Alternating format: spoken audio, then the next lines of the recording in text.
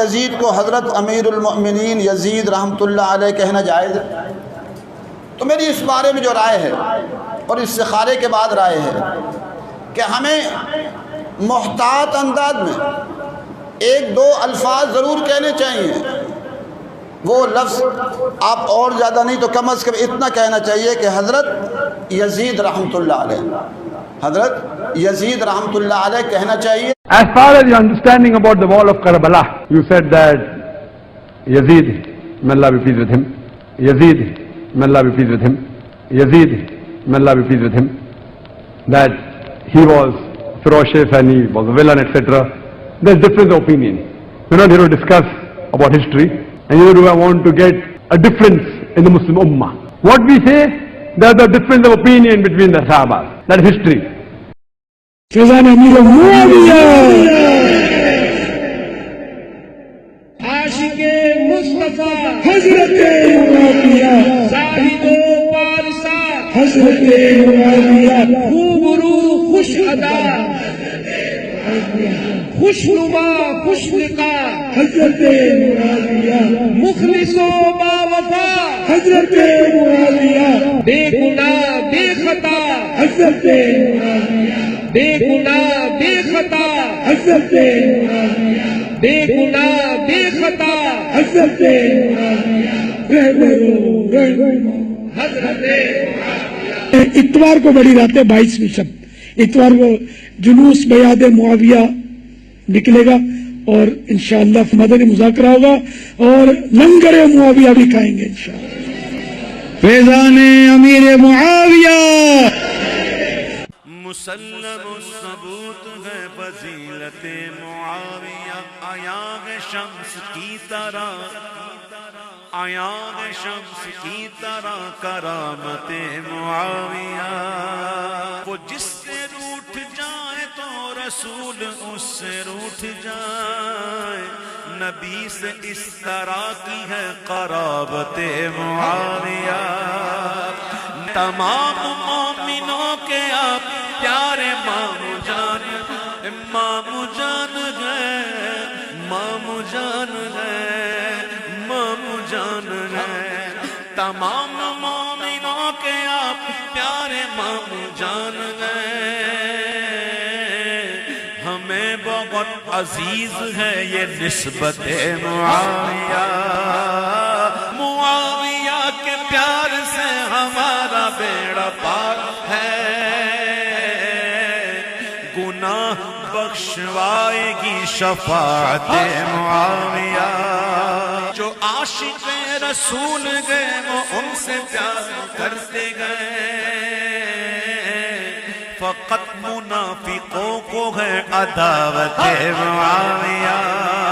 صحابہ تابعین وہ کہ اولیاء دین وہ، سب اہل حق نے مانی ہے امامت معاویہ. ہر ایک عدو پہ لعنت خدا کی اور رسول کی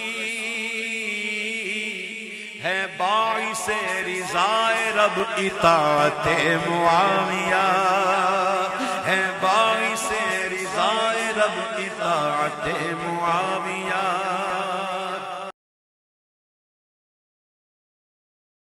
السلام علیکم ورحمۃ اللہ وبرکاتہ. ولا حول ولا قوة الا باللہ، حسبنا اللہ ونعم الوکیل. یا حی یا قیوم برحمتک استغیث، لا الہ الا انت سبحانک انی کنت من الظالمین. ربنا آتنا من لدنک رحمہ وہیئ لنا من امرنا رشدا.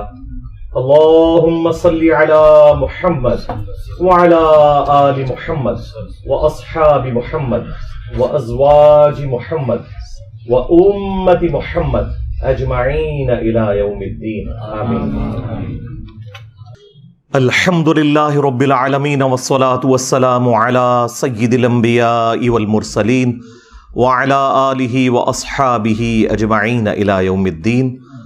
الحمدللہ آج 23 جولائی 2023 بمطابق 4 محرم الحرام 1445 ہجری سنڈے کے دن ہمارا یہ پبلک سیشن نمبر 104 انشاءاللہ منعقد ہونے جا رہا ہے.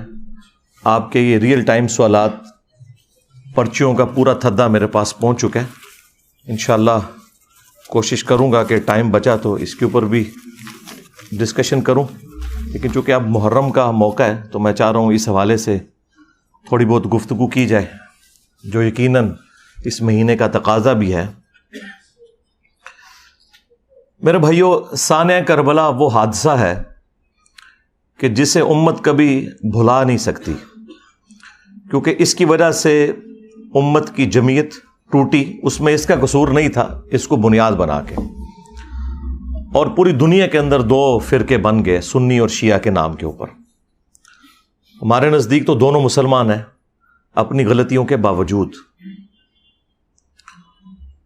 انیشلی یہ اختلاف ایک سیاسی اختلاف تھا، پولیٹیکل اختلاف تھا، عقیدے کا کوئی اختلاف نہیں تھا. لیکن وقت کے ساتھ ساتھ یہ اختلاف اس لیول پر بڑھ گیا کہ آج عقیدوں کی شکل اختیار کر لی ہے.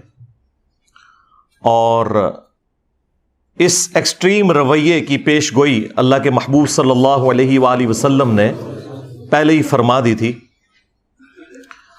چنانچہ اہل سنت اور اہل تشیع دونوں کے ہاں یہ حدیث موجود ہے. اہل سنت کے ہاں فضائل صحابہ احمد بن حنبل کی کتاب میں یہ حدیث موجود ہے.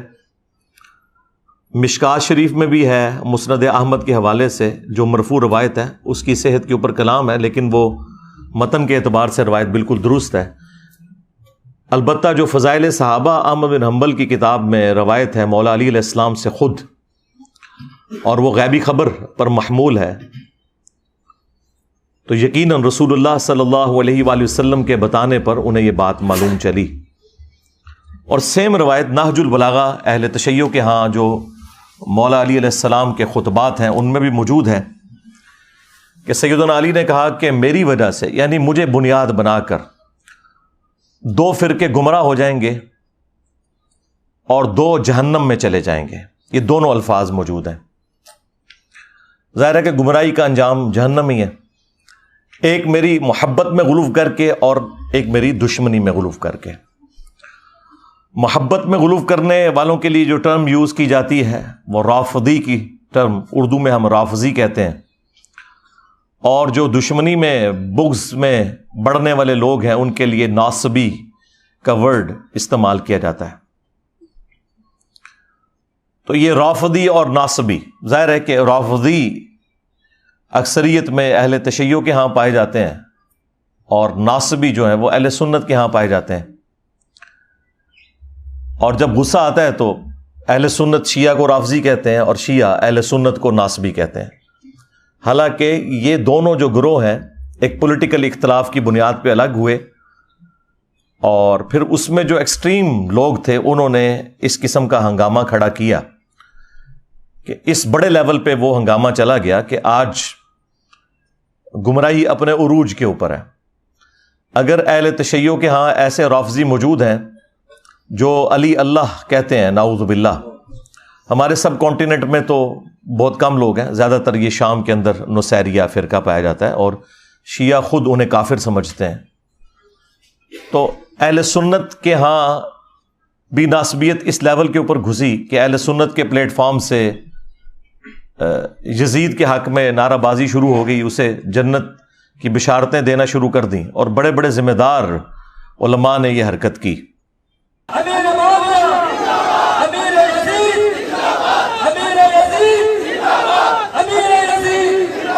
کیا یزید کو حضرت امیر المؤمنین یزید رحمۃ اللہ علیہ کہنا جائز ہے؟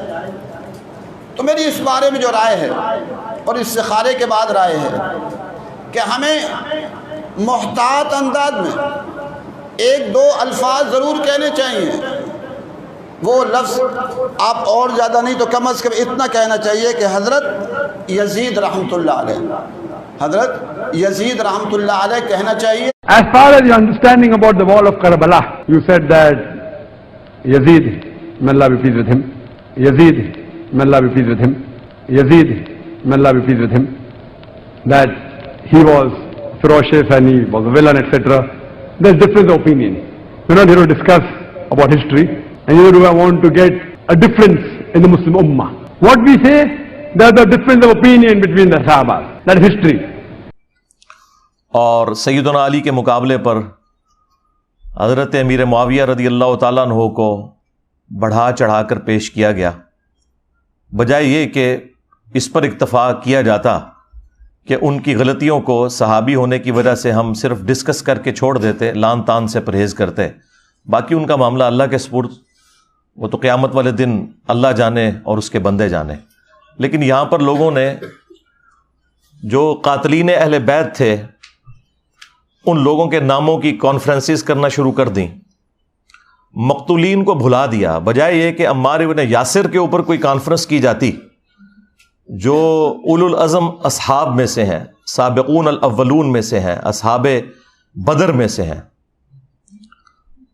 ان کے حق میں کوئی بات کی جاتی، ان کے قاتلین کے حق میں نعرہ بازی کی گئی۔ فیضان امیر معاویہ عاشق مصطفیٰ حضرت معاویہ زاہد و پارسا حضرت معاویہ خوبرو خوش ادا خوش نما خوش لقا حضرت معاویہ مخلص و باوفا حضرت معاویہ بے گناہ بے خطا حضرت معاویہ بے گناہ بے خطا حضرت معاویہ بے گناہ بے خطا حضرت حضرت اتوار کو بڑی رات ہے، 22ویں شب اتوار کو جلوس بیعت معاویہ نکلے گا اور انشاءاللہ مدنی مذاکرہ ہوگا اور لنگر معاویہ بھی کھائیں گے انشاءاللہ۔ فیضان امیر معاویہ مسلم الثبوت ہے فضیلت معاویہ، آیاغ شمس کی طرح، آیاغ شمس کی طرح کرامت معاویہ، وہ جس سے روٹھ جائے تو رسول اس سے روٹھ جائے، نبی سے اس طرح کی ہے قرابت معاویہ، تمام مومنوں کے آپ پیارے مامو جان، مامو جان گئے، مامو جان گئے، مامو جان گئے، تمام مومنوں کے آپ پیارے مامو جان گئے، ہمیں بہت عزیز ہے یہ نسبت معاویہ، معاویہ کے پیار سے ہمارا بیڑا پار ہے، گناہ بخشوائے گی شفاعت معاویہ، جو عاشق رسول گئے وہ ان سے پیار کرتے گئے،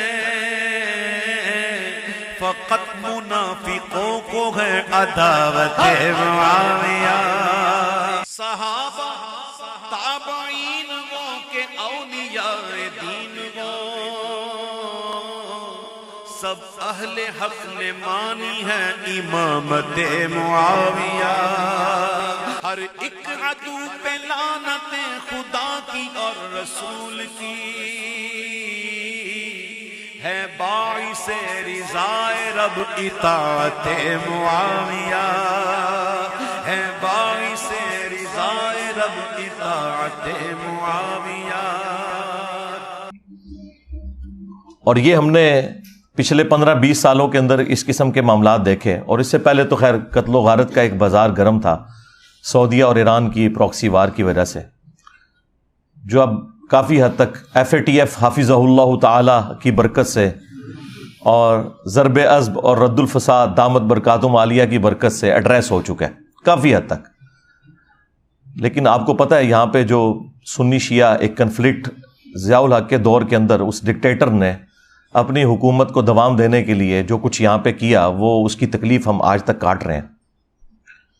بہرحال یہ تاریخ میں ہمیشہ ہوتا رہا، اہل سنت شیعہ کو رافضی کہتے رہے، شیعہ اہل سنت کو ناصبی کہتے رہے، حالانکہ دونوں میں اکثریت ان لوگوں کی موجود تھی جو ماڈریٹ تھے، اختلاف رائے رکھتے تھے لیکن ایک دوسرے کو مسلمان ہی سمجھتے تھے۔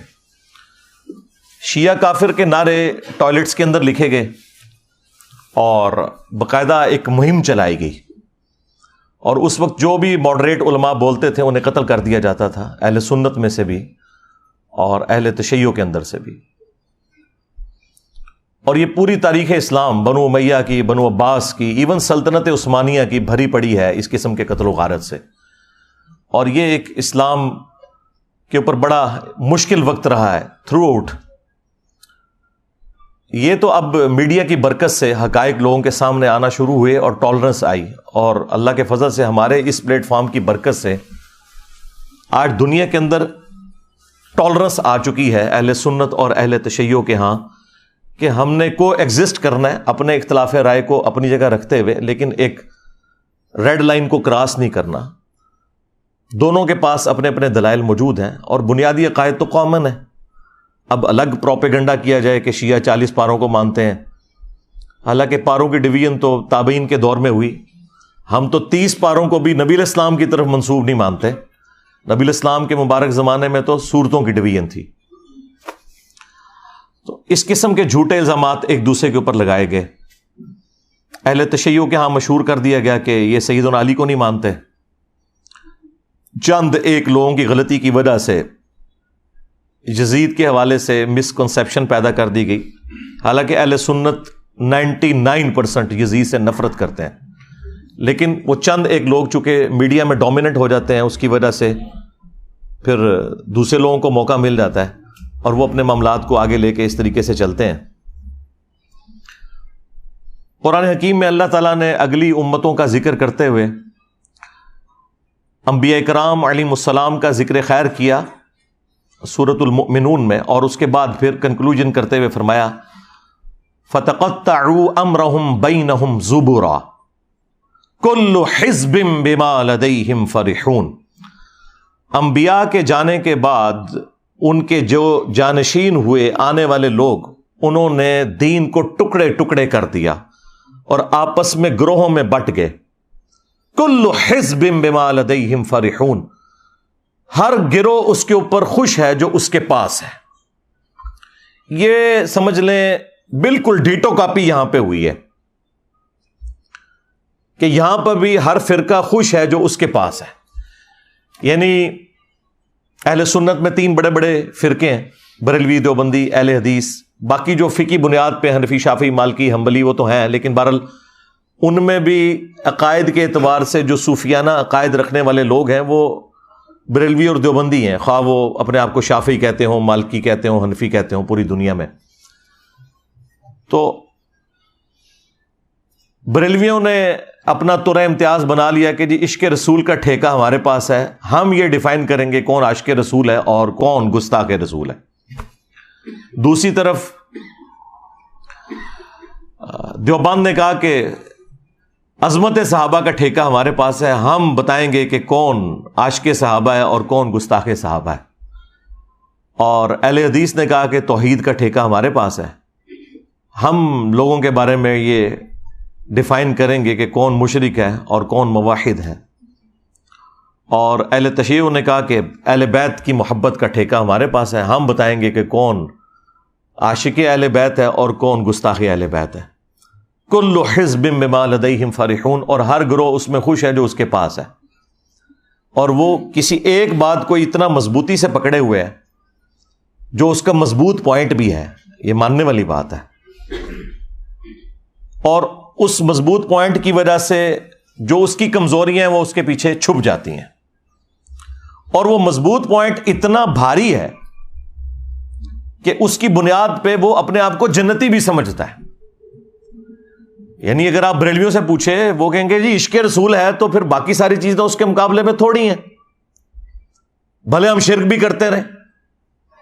اس طریقے سے دیوبند کہیں گے کہ جی نبی الاسلام کے جانثار ساتھیوں کی برکت سے ہی تو اسلام دنیا میں پھیلا، جب ہم ان کا دفاع کر رہے ہیں تو باقی ساری چیزیں تو ثانوی ہیں۔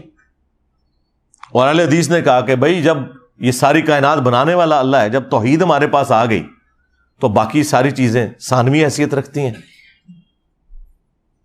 اور اہل تشیع نے کہا کہ محمد اور آل محمد کے بعد تو کوئی چیز نہیں جن کے گھر سے یہ سارا دین بٹا، تو دین کی بنیادیں وہاں پر ہیں۔ جب ان کی محبت ہمارے پاس آ گئی تو باقی ساری چیزیں ثانوی حیثیت رکھتی ہیں. تو یہ وہی چیز ہوئی. فَتَقَطَّعُوا أَمْرَهُمْ بَيْنَهُمْ زُبُرًا كُلُّ حِزْبٍ بِمَا لَدَيْهِمْ فَرِحُونَ. اور پھر یہ اس لیول کے اوپر دشمنی بڑی ہے سنی شیعہ کنفلکٹ کی بنیاد کے اوپر کہ سنیوں نے یہ طے کر لیا کہ خواہ ہماری حدیث کی کتابوں میں بھی کوئی بات آئے ہم نے نہیں ماننی اگر وہ اہل تشیع کو سپورٹ کرتی ہے. اور اہل تشیع نے بھی یہ طے کر لیا کہ ہمارے اصول محدثین کے اوپر جو روایتیں درست ہیں اگر وہ کسی اعتبار سے سنیوں کے کسی پوائنٹ آف ویو کو سپورٹ کرتی ہیں تو ہم نے ان کو ریجیکٹ کر دینا ہے اور اس کے حوالے سے ہنگامہ کھڑا کر دینا ہے. اب چونکہ ہمارا یہ پلیٹ فارم اہل سنت پلیٹ فارم ہے, اس میں کوئی شک نہیں ہے, اور ظاہر ہے کہ دنیا میں 85% اہل سنت ہے اور زیادہ تر تو میں اہل سنت کے حوالے سے ہی روایتیں پیش کرتا ہوں. باقی جو قرآن ہے ظاہر ہے وہ تو اہل سنت اہل تشیع کے ہاں کامن ہے. اہل سنت کے ہاں جو اس بڑے لیول کی خرابی آئی کہ انہوں نے جان بوجھ کر سنت چیزوں کو بھی نہ صرف گمراہی بنا کر پیش کیا بلکہ جہنمیوں کی علامت بتا دیا. اس کے اوپر میں اب گھنٹوں صرف اسی ٹاپک پہ بول سکتا ہوں. یہ آج کی جو گفتگو ہے نا, ہو سکتا ہے میں 2-2.5 گھنٹے بولوں, لیکن یہ میں اگر 2-3 دن بھی بولتا رہوں نا مسلسل, تو یہ ساری کی ساری گفتگو گھنٹوں کے اوپر محیط, وہ بھی سارے ٹاپک کو کور نہیں کرے گی.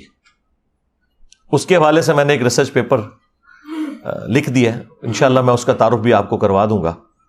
بہرحال یہ دشمنی اس لیول پہ گئی ہے کہ ایک دوسرے کے نام رکھنا, ایک دوسرے کے جو دلائل ہیں انہیں ریجیکٹ کر دینا, بھلے وہ اپنی کتابوں سے نکل رہے ہوں.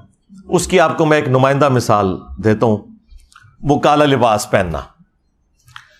سنیوں کے بچے بچے کو یہ رٹایا گیا کہ یہ کالا لباس جو ہے یہ جہنمیوں کا لباس ہے, نعوذ باللہ من ذالک. اور پوچھیں یہ لکھا کہاں ہوا ہے, کس حدیث کی کتاب میں لکھا ہوا ہے؟ تو وہ یہ کہیں گے کہ علماء فرماتے ہیں. اگر علماء فرما رہے ہیں تو اس کا مطلب ہے کہ پھر علماء غداری کر رہے ہیں اگر یہ حدیث کی کتابوں میں نہیں لکھا ہوا. اسی کو تو ہم نے عرض کیا ہے کہ مرنے سے پہلے اے مسلمان کر لے اس پہ غور, کتابوں کا خدا اور ہے بابوں کا خدا اور. اگرچہ بابے بھی اسی خدا کو مانتے تھے لیکن انہوں نے تعلیمات اپنی دی ہیں. اللہ کے محبوب صلی اللہ علیہ وآلہ وسلم کو جو اللہ عز و جل نے تعلیمات دی تھی وہ انہوں نے پس پشت ڈال دی, اپنی خرافات کو انہوں نے دین بنا کے پیش کیا. اس لیے ہم کہتے ہیں کہ وہ خدا اور ہے. یہ ان معنوں میں نہیں ہے کہ کوئی وہ کسی اور خدا کی پوجا کرتا ہے, خدا تو سب کا ایک ہے. ہندو اسے بھگوان کہتے ہیں, کرسچن اسے گاڈ کہتے ہیں, ہم اسے اللہ کہتے ہیں, خدا کہتے ہیں, سپر نیچرل ایجنسی کہہ دیتے ہیں, سپریم بینگ کہہ دیتے ہیں, سپر نیچرل اتھارٹی کہہ دیتے ہیں. کوئی بھی لفظ اس کے لیے استعمال کریں جو اچھی کوالٹیز والے الفاظ ہیں, تو خدا تو سب کا ایک ہے. تو یہ تعلیمات انہوں نے بدل دی. کیا انہیں یہ نہیں پتا تھا کہ صحیح مسلم کے اندر موجود ہے کہ نبی صلی اللہ علیہ وآلہ وسلم کی وفات کے بعد اسماء بنت ابی بکر نے ایک کسروانی طیالسی کالا جبہ نکالا. کسروانی یعنی پرشین امپائر کا, وہ کالا ہی ہوا کرتا تھا جس طرح سندھی اجرک ریڈ ہوتی ہے, اور اس کے اوپر گوٹ بھی لگی ہوئی تھی. انہوں نے کہا کہ یہ نبی صلی اللہ علیہ وآلہ وسلم کا جبہ مبارک ہے, آپ صلی اللہ علیہ وآلہ وسلم اسے پہنا کرتے تھے اور ہم اس کا دھون مریضوں کو شفا کے لیے پلاتے ہیں. جو صحیح تبرک ہے نبی صلی اللہ علیہ وآلہ وسلم کا اپنا کرتا مبارک, جبہ مبارک, کالا جبہ تھا جو آپ علیہ السلام پہنا کرتے تھے. پھر صحیح مسلم کے اندر جو حدیث موجود ہے, حدیث قصہ جسے کہا جاتا ہے, جو سنی اور شیعہ دونوں کے ہاں کامن ہے, مشہور حدیث, اور اس کی راویہ بھی ہماری ماں سیدہ عائشہ سلام اللہ علیہا ہے. وہ کہتی ہیں کہ نبی صلی اللہ علیہ وآلہ وسلم اپنے گھر سے اس حال میں برآمد ہوئے کہ آپ نے ایک منقش چادر کالے رنگ کی اوڑی ہوئی تھی، جس کے اوپر اونٹ کے کجاووں کی مانند ڈیزائن بھی بنے ہوئے تھے، جس کی وجہ سے یہ ہماری نعتیں لکھی جاتی ہیں، کالی کملی والے۔ تو چٹی کملی والے کیوں نہیں کہتے؟ یہ تو جہنمیوں کا لباس نہیں ہے، نعتوں میں نہیں خیال آیا؟ تو یہ تو مسلم شریف میں تھا۔ اور اما عائشہ کہتی ہیں کہ نبی علیہ السلام نے وہ چادر اوڑی ہوئی تھی، اتنے میں حسن ابن علی آئے اور نبی علیہ السلام نے انہیں اپنی چادر کے نیچے لیا، پھر حسین ابن علی آئے، پھر سیدہ فاطمہ آئیں، اور پھر مولا علی علیہ السلام آئے۔ ان سب کو نبی علیہ السلام نے اپنی چادر کے نیچے لیا اور خود بھی۔ اب یہ ایک بڑا غیر معمولی واقعہ ہے، اور سیدہ عائشہ یہ منظر دیکھ رہی ہیں، اور انہوں نے کوئی کنجوسی نہیں کی اس کو بیان کرنے میں۔ کوئی کہہ سکتا تھا کہ بڑی امبیرسمنٹ کی بات ہے کہ آپ کو چادر کے نیچے نہیں لیا، آپ بھی تو اہل البیت میں ہیں، سورۃ الاحزاب کی آیت نمبر 33 کے تحت۔ لیکن یہ جو اسپیشل پروٹوکول والے اہل البیت ہیں وہ وہی ہیں جن کو نبی علیہ السلام نے اپنی چادر کے نیچے لیا، جن کو ہم پنجتن پاک کہتے ہیں۔ کہتے ہیں جی پنجتن پاک کہاں سے آ گیا؟ عربی میں تو پے ہوتی ہی نہیں ہے بھائی۔ اگر حق چار یار کی چے کی 3 نقطے ہوتے ہیں عربی کے اندر، حالانکہ عربی میں چے ہوتی نہیں ہے، تو پنجتن پاک بھی اگر پے آ گئی تو یہ ظاہر ہے یہ ٹرمز ہیں فارسی زبان میں یا اردو زبان میں، لیکن اپنی اصل میں تو موجود ہیں پنجتن پاک بھی اور حق چار یار بھی۔ تو وہ نبی علیہ السلام نے چادر کے نیچے لے کر سورۃ الاحزاب کی آیت پڑھی، انما یرید اللہ لیذھب عنکم الرجس اہل البیت ویطہرکم تطہیرا۔ اے نبی کے گھر والو، اللہ تو بس یہی چاہتا ہے کہ تم سے ہر طرح کی ناپاکی دور کر دے اور تمہیں خوب صاف ستھرا کر دے۔ اب یہ کالی مبارک چادر نبی صلی اللہ علیہ وآلہ وسلم نے اوڑھی ہوئی تھی، جبہ بھی ہو گیا یعنی کرتا بھی، چادر بھی ہو گئی، پیچھے پگڑی بچی۔ تو سرکار وہ بھی صحیح مسلم کے اندر موجود ہے کہ نبی صلی اللہ علیہ وآلہ وسلم جب جمعے کے خطبے کے لیے ممبر کے اوپر آتے تو آپ نے کالے رنگ کی پگڑی پہنی ہوتی تھی۔ اسی طریقے سے صحیح مسلم میں ایک اور حدیث ہے کہ اللہ کے محبوب صلی اللہ علیہ وآلہ وسلم جب فتح مکہ کے موقع پر داخل ہوئے مکہ شریف میں تو آپ نے کالے رنگ کی پگڑی پہنی ہوئی تھی، یعنی آپ علیہ السلام کا کرتا جبہ بھی کالا، آپ کی چادر بھی کالی، آپ کی پگڑی بھی کالی، اور غلاف کعبہ کالا۔ اور پھر وہ مشہور حدیث جو اکثر آپ کو سننے کو ملتی ہے، جس کے نام کے اوپر پوری دنیا میں ہنگامہ مسلمانوں نے، جہادی تنظیموں نے کھڑا کیا ہوا ہے، مسند احمد میں ہے، المستدرک للحاکم کے اندر موجود ہے، کہ جب خراسان سے کالے جھنڈے آتے ہوئے دیکھو تو ان کا استقبال کرنا، ان میں اللہ کا خلیفہ مہدی ہوگا علیہ السلام، تو وہاں پہ بھی کالے جھنڈے کا ذکر ہے۔ تو نبی علیہ السلام کا جھنڈا بھی کالا، آپ کا کرتا مبارک بھی، جبہ بھی کالا، آپ کی چادر بھی کالی، آپ کی پگڑی بھی کالی۔ اب مجھے بتائیں کون سی چیز پیچھے رہ گئی ہے؟ لیکن دشمنی اس لیول کے اوپر کہ کہا کہ جہنمیوں والا لباس ہے۔ اب مجھے بتائیں کیا ایسا شخص اپنے ایمان کے بارے میں دقت نظر سے دیکھے گا کہ جو نبی صلی اللہ علیہ وآلہ وسلم کے سنت لباس کو صرف ایک فرقے کی آڑ میں جہنمیوں والا لباس کہتے ہیں؟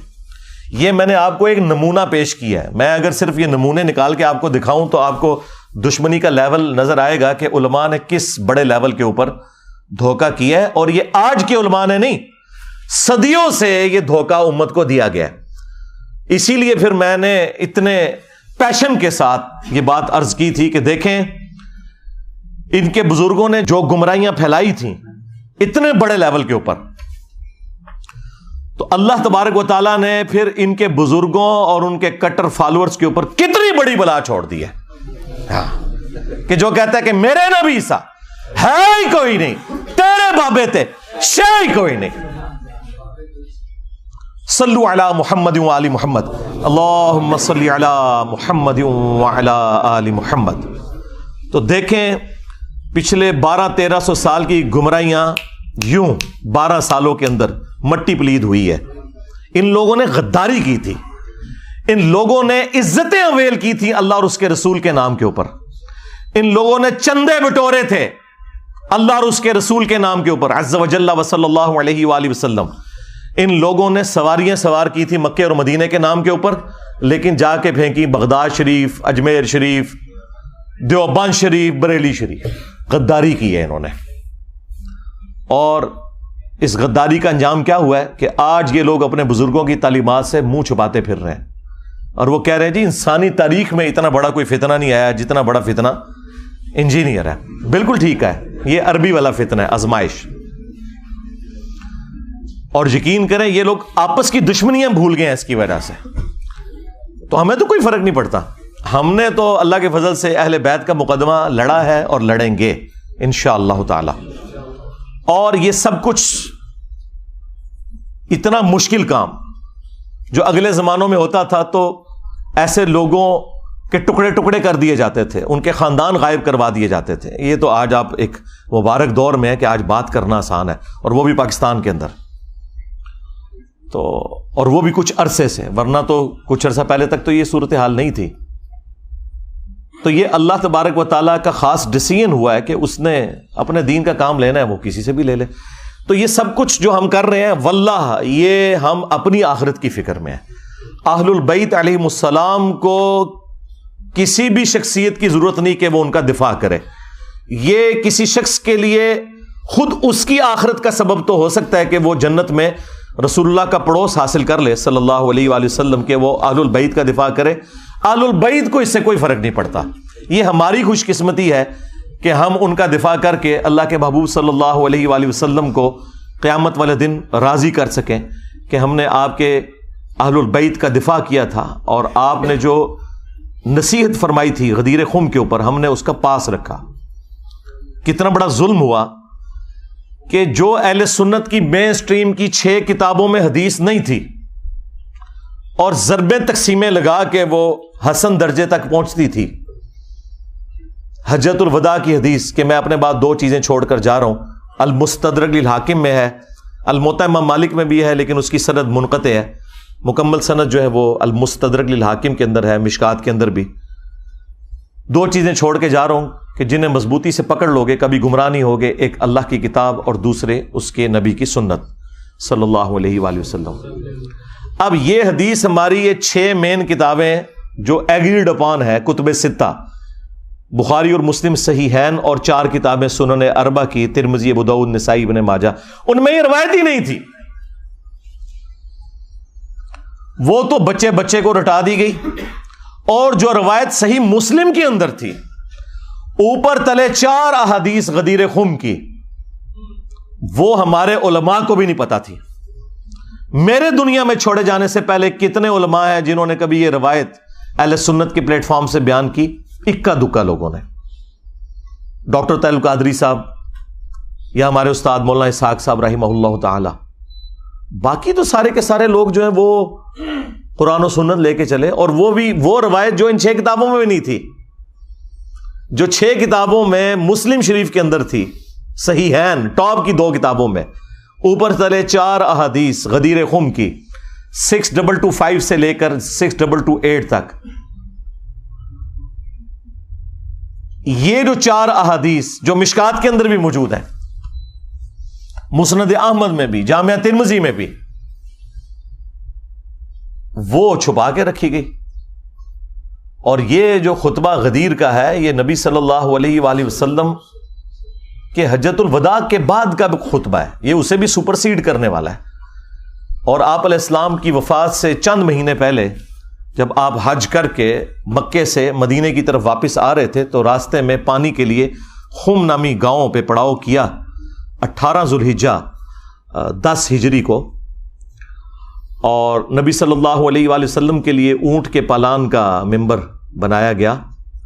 اور زید ابن ارقم روایت کرتے ہیں جب چند تابعین ان کو ملنے آئے کہ بھئی آپ نے تو نبی الاسلام کے ساتھ اتنا وقت گزارا ہے, اتنی نمازیں پڑھی ہیں, تو کوئی بات جو خاص بات رسول اللہ کی نصیحت آپ کو یاد ہو. تو انہوں نے کہا پھر سنو, چونکہ بنو امیہ کا دور تھا اور سیدنا علی کے اوپر ممبروں سے سب و شتم کا سلسلہ جاری تھا تو انہوں نے ڈھونڈ کے غدیر خم کی حدیث سنائی. انہوں نے کہا کہ اگر میں کوئی چیزیں سکپ کر دوں تو یہ سمجھ لینا میرا بڑھاپا ہے. البتہ مجھے یہ ایک نصیحت یاد ہے کہ نبی الاسلام نے غدیر خم کے موقع پر اپنی وفات سے چند مہینے پہلے ایک خطبہ دیا, انتہائی بلیغ خطبہ. اس کے الفاظ ہی کنکلوڈنگ ہے, اے لوگو آگاہ ہو جاؤ میں بھی ایک انسان ہوں, قریب ہے کہ اللہ کا قاصد یعنی موت کا فرشتہ میرے پاس آئے اور میں اس کی دعوت قبول کر لوں. میں اپنے بعد تم میں 2 بھاری چیزیں چھوڑ کر جا رہا ہوں. ان میں سے پہلی چیز اللہ کی کتاب ہے, اس میں ہدایت ہے, اس میں نور ہے. یہ اللہ کی رسی ہے جو قرآن میں ہے نا, وَاعْتَصِمُوا بِحَبْلِ اللَّهِ جَمِيعًا وَلَا تَفَرَّقُوا, تم سب کے سب مل کر اللہ کی رسی کو مضبوطی سے پکڑ لو اور فرقوں میں مت بٹو. یہ اللہ کی رسی ہے, جو اسے پکڑے گا وہ ہدایت پر ہوگا, جو چھوڑ دے گا وہ گمراہ ہو جائے گا. اور پھر نبی علیہ السلام ترغیب دلاتے رہے, اللہ کی کتاب, اللہ کی کتاب, اللہ کی کتاب. اور پھر فرمایا دوسری بھاری چیز میرے اہل البیت ہیں, میں اپنے اہل البیت کے معاملے میں تمہیں اللہ کا خوف دلاتا ہوں, میں اپنے اہل البیت کے معاملے میں تمہیں اللہ کا خوف دلاتا ہوں, میں اپنے اہل البیت کے معاملے میں تمہیں اللہ کا خوف دلاتا ہوں. 3 دفعہ فرمایا, لیکن امت بالکل الٹ چلی, نہ قرآن کو پکڑا عقیدوں کے لیے اور نہ اہل البیت کو زندہ چھوڑا. نبی علیہ السلام کو قبر مبارک میں گئے صرف 50 سال گزرے ہیں اور آپ کی پوری اولاد ذبح کر دی گئی. تو آپ سمجھتے ہیں کہ یہ کربلا بھلا دی جائے گی؟ نہیں, کربلا قیامت تک آپ کو ہانٹ کرے گی. ہاں, اور ہماری ویڈیوز کے بعد تو اب آپ بھول جائیں ہاں کہ کوئی شخص جو ہے وہ اس غم حسین کو مٹا سکتا ہے. یہ سوگ حسین نہیں ہے, سوگ 3 دن ہوتا ہے, یہ غم حسین ہے, یہ اسی طریقے سے جاری رہنا ہے. غم حمزہ نہیں ختم ہوا. صحیح بخاری میں حدیث ہے, فتح مکہ کے موقع پر حضرت بلال حبشی نے لا کر پیش کر دیا واشی کو حضور کے سامنے کہ چلیں جہاں باقیوں کی معافی ہو رہی ہے اس کی بھی ہو جائے. آپ علیہ السلام نے نگاہ اٹھا کے دیکھا, واشی, جی یا رسول اللہ. قاتل حمزہ, جی یا رسول اللہ. واشی تیرا اسلام قبول ہے, لیکن کیا تو ایسا کر سکتا ہے کہ تو مجھے اپنی شکل نہ دکھانا؟ پوری زندگی پھر واشی نے نبی علیہ السلام کا سامنا نہیں کیا. مسلمان صحابی اور شخصیت کون ہے؟ حریص علیکم بالمؤمنین رؤوف الرحیم, مومنین پر ان کی جانوں سے بڑھ کر حق رکھتے ہیں, ان کی جانوں سے بڑھ کر ان کے لیے حریص ہیں. کسی نے نہیں کہا کہ یا رسول اللہ یہ تو اسلام لے آئے ہیں تو آپ اپنے دل میں ان کا بغض کیوں رکھ رہے ہیں؟ ہمیں لوگ کہتے ہیں نا جی بغض ہے جی آپ کے دل کے اندر. صرف یہ کہ چچا کا غم بھلایا نہیں گیا. چچا بھی کوئی عام چچا تو نہیں تھا, وہ دو شریک بھائی بھی تھا, دین کا مجاہد تھا, بدر اور احد کے اندر آرمی چیف تھا نبی الاسلام کی فوج کا. تو کسی نے نہیں کہا یا رسول اللہ حمزہ کو تو شہید ہوئے 8 سال ہو چکے, سوگ تو 3 دن ہوتا ہے. کہاں 3 ہجری کے اندر یہ احد ہوئی, 5 سال ہو چکے تھے آلموسٹ اس وقت تک, اور 8 ہجری کے اندر فتح مکہ. 5 سال پرانی بات آپ نے آج تک سنبھال کے رکھی ہوئی ہے. ان کو پتا تھا.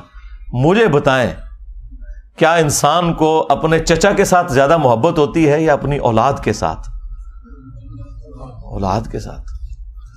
پھر اولاد بھی وہ اولاد کہ بخاری میں حدیث موجود ہے, ابو داؤد کے اندر موجود ہے کہ نبی علیہ السلام اللہ کے حضور عرض کرتے کہ اے اللہ, ابراہیم علیہ السلام اپنے 2 بیٹوں اسحاق اور اسماعیل کو جن کلمات کے ذریعے تیری پناہ میں دیتے تھے, میں اپنے 2 بیٹوں حسن و حسین کو انہی کلمات کے ذریعے تیری پناہ میں دیتا ہوں.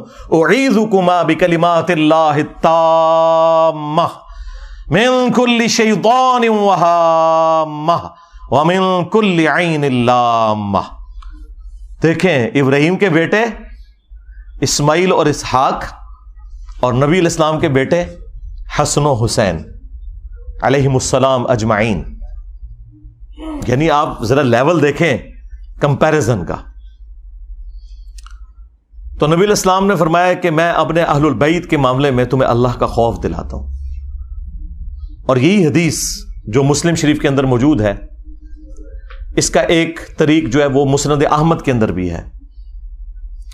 اس میں پھر یہاں تک الفاظ ہیں کہ نبی علیہ السلام نے اپنے حق ولایت کا ذکر کیا. النبی اولا بالمؤمنین من انفسہم وازواجہ امہاتہم. نبی مومنین کی جانوں سے بڑھ کر ان پر حق رکھتے ہیں اور نبی کی بیویاں امت کی مائیں ہیں. یہ آیت کوٹ کر کے آپ نے فرمایا کہ کیا میرا حق ولایت تم تسلیم کرتے ہو اپنے اوپر؟ یعنی میں تمہاری جانوں سے بڑھ کر تم پر حق رکھتا ہوں.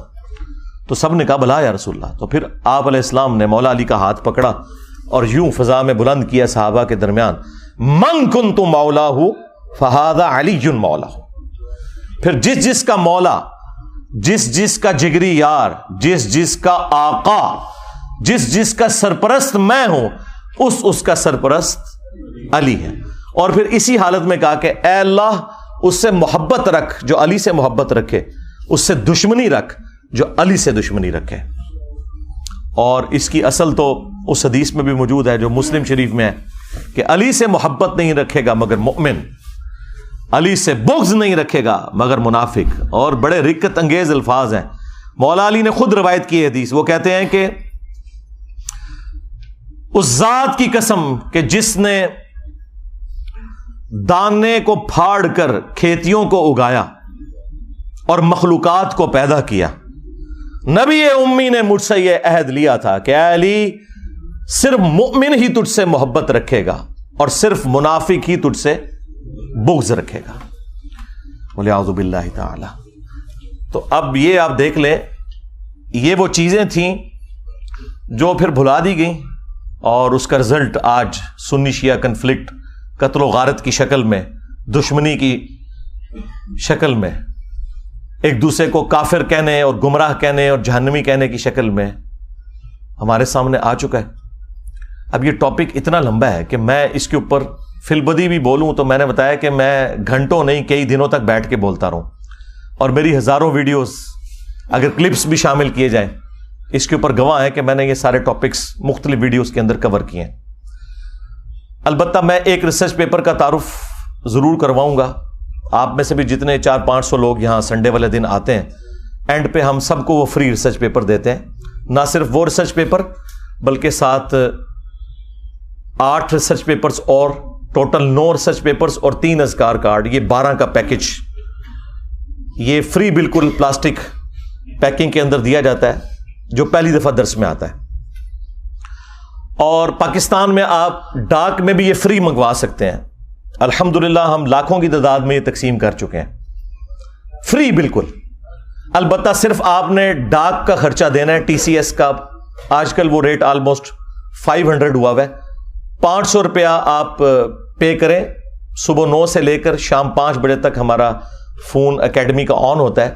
032159000162 عثمان بھائی کے نام کے اوپر یہ نمبر بنا ہوا ہے. اور اسی نمبر کے اوپر ایزی پیسہ بھی ہے، جائز کیش بھی ہے.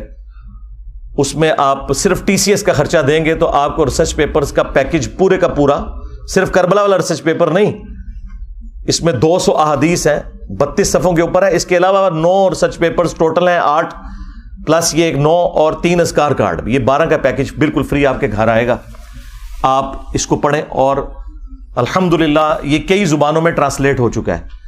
ہماری ویب سائٹ پہ اس کا PDF اویلیبل ہے، عربی میں بھی، اردو میں بھی، انگلش میں بھی، ہندی میں بھی، بنگلہ زبان کے اندر بھی، اور فارسی اور سندھی زبان کے اندر بھی.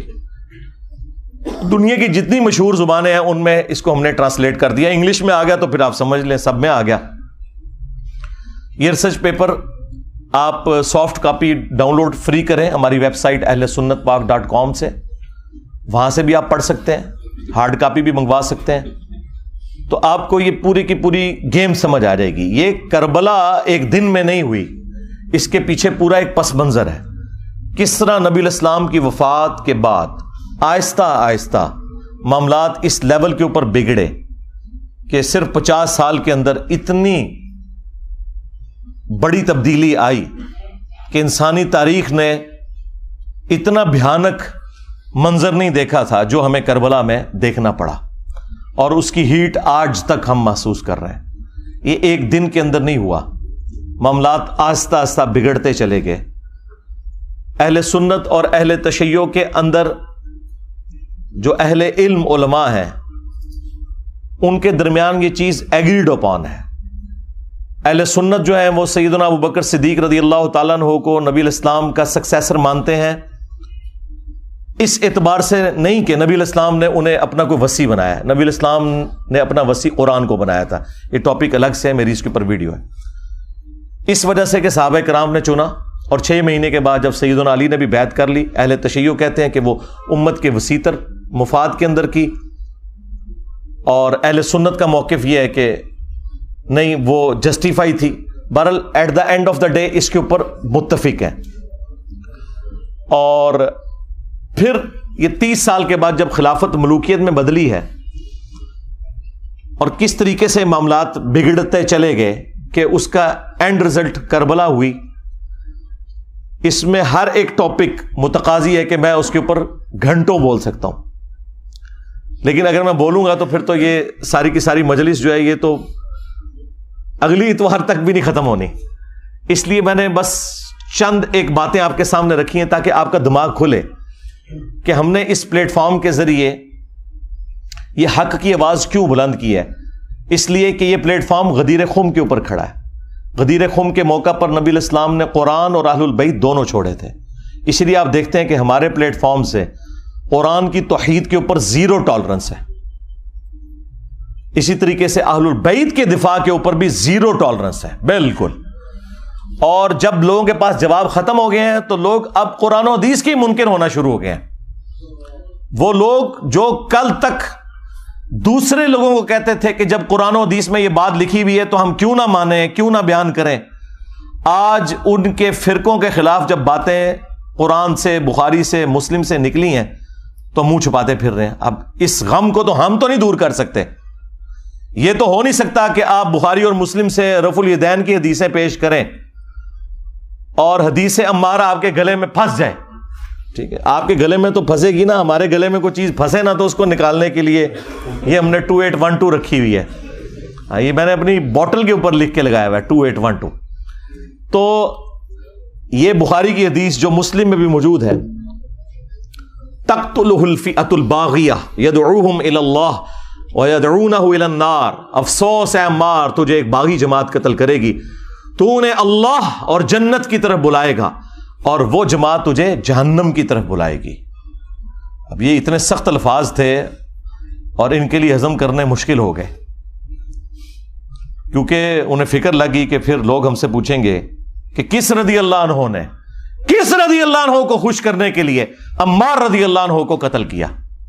تو انہوں نے بجائے مقتولین کے ساتھ کھڑے ہوتے یہ قاتلوں کے ناموں کے نعرے لگانا شروع ہو گئے، ان کے نام کی کانفرنسز کرنا شروع ہو گئے.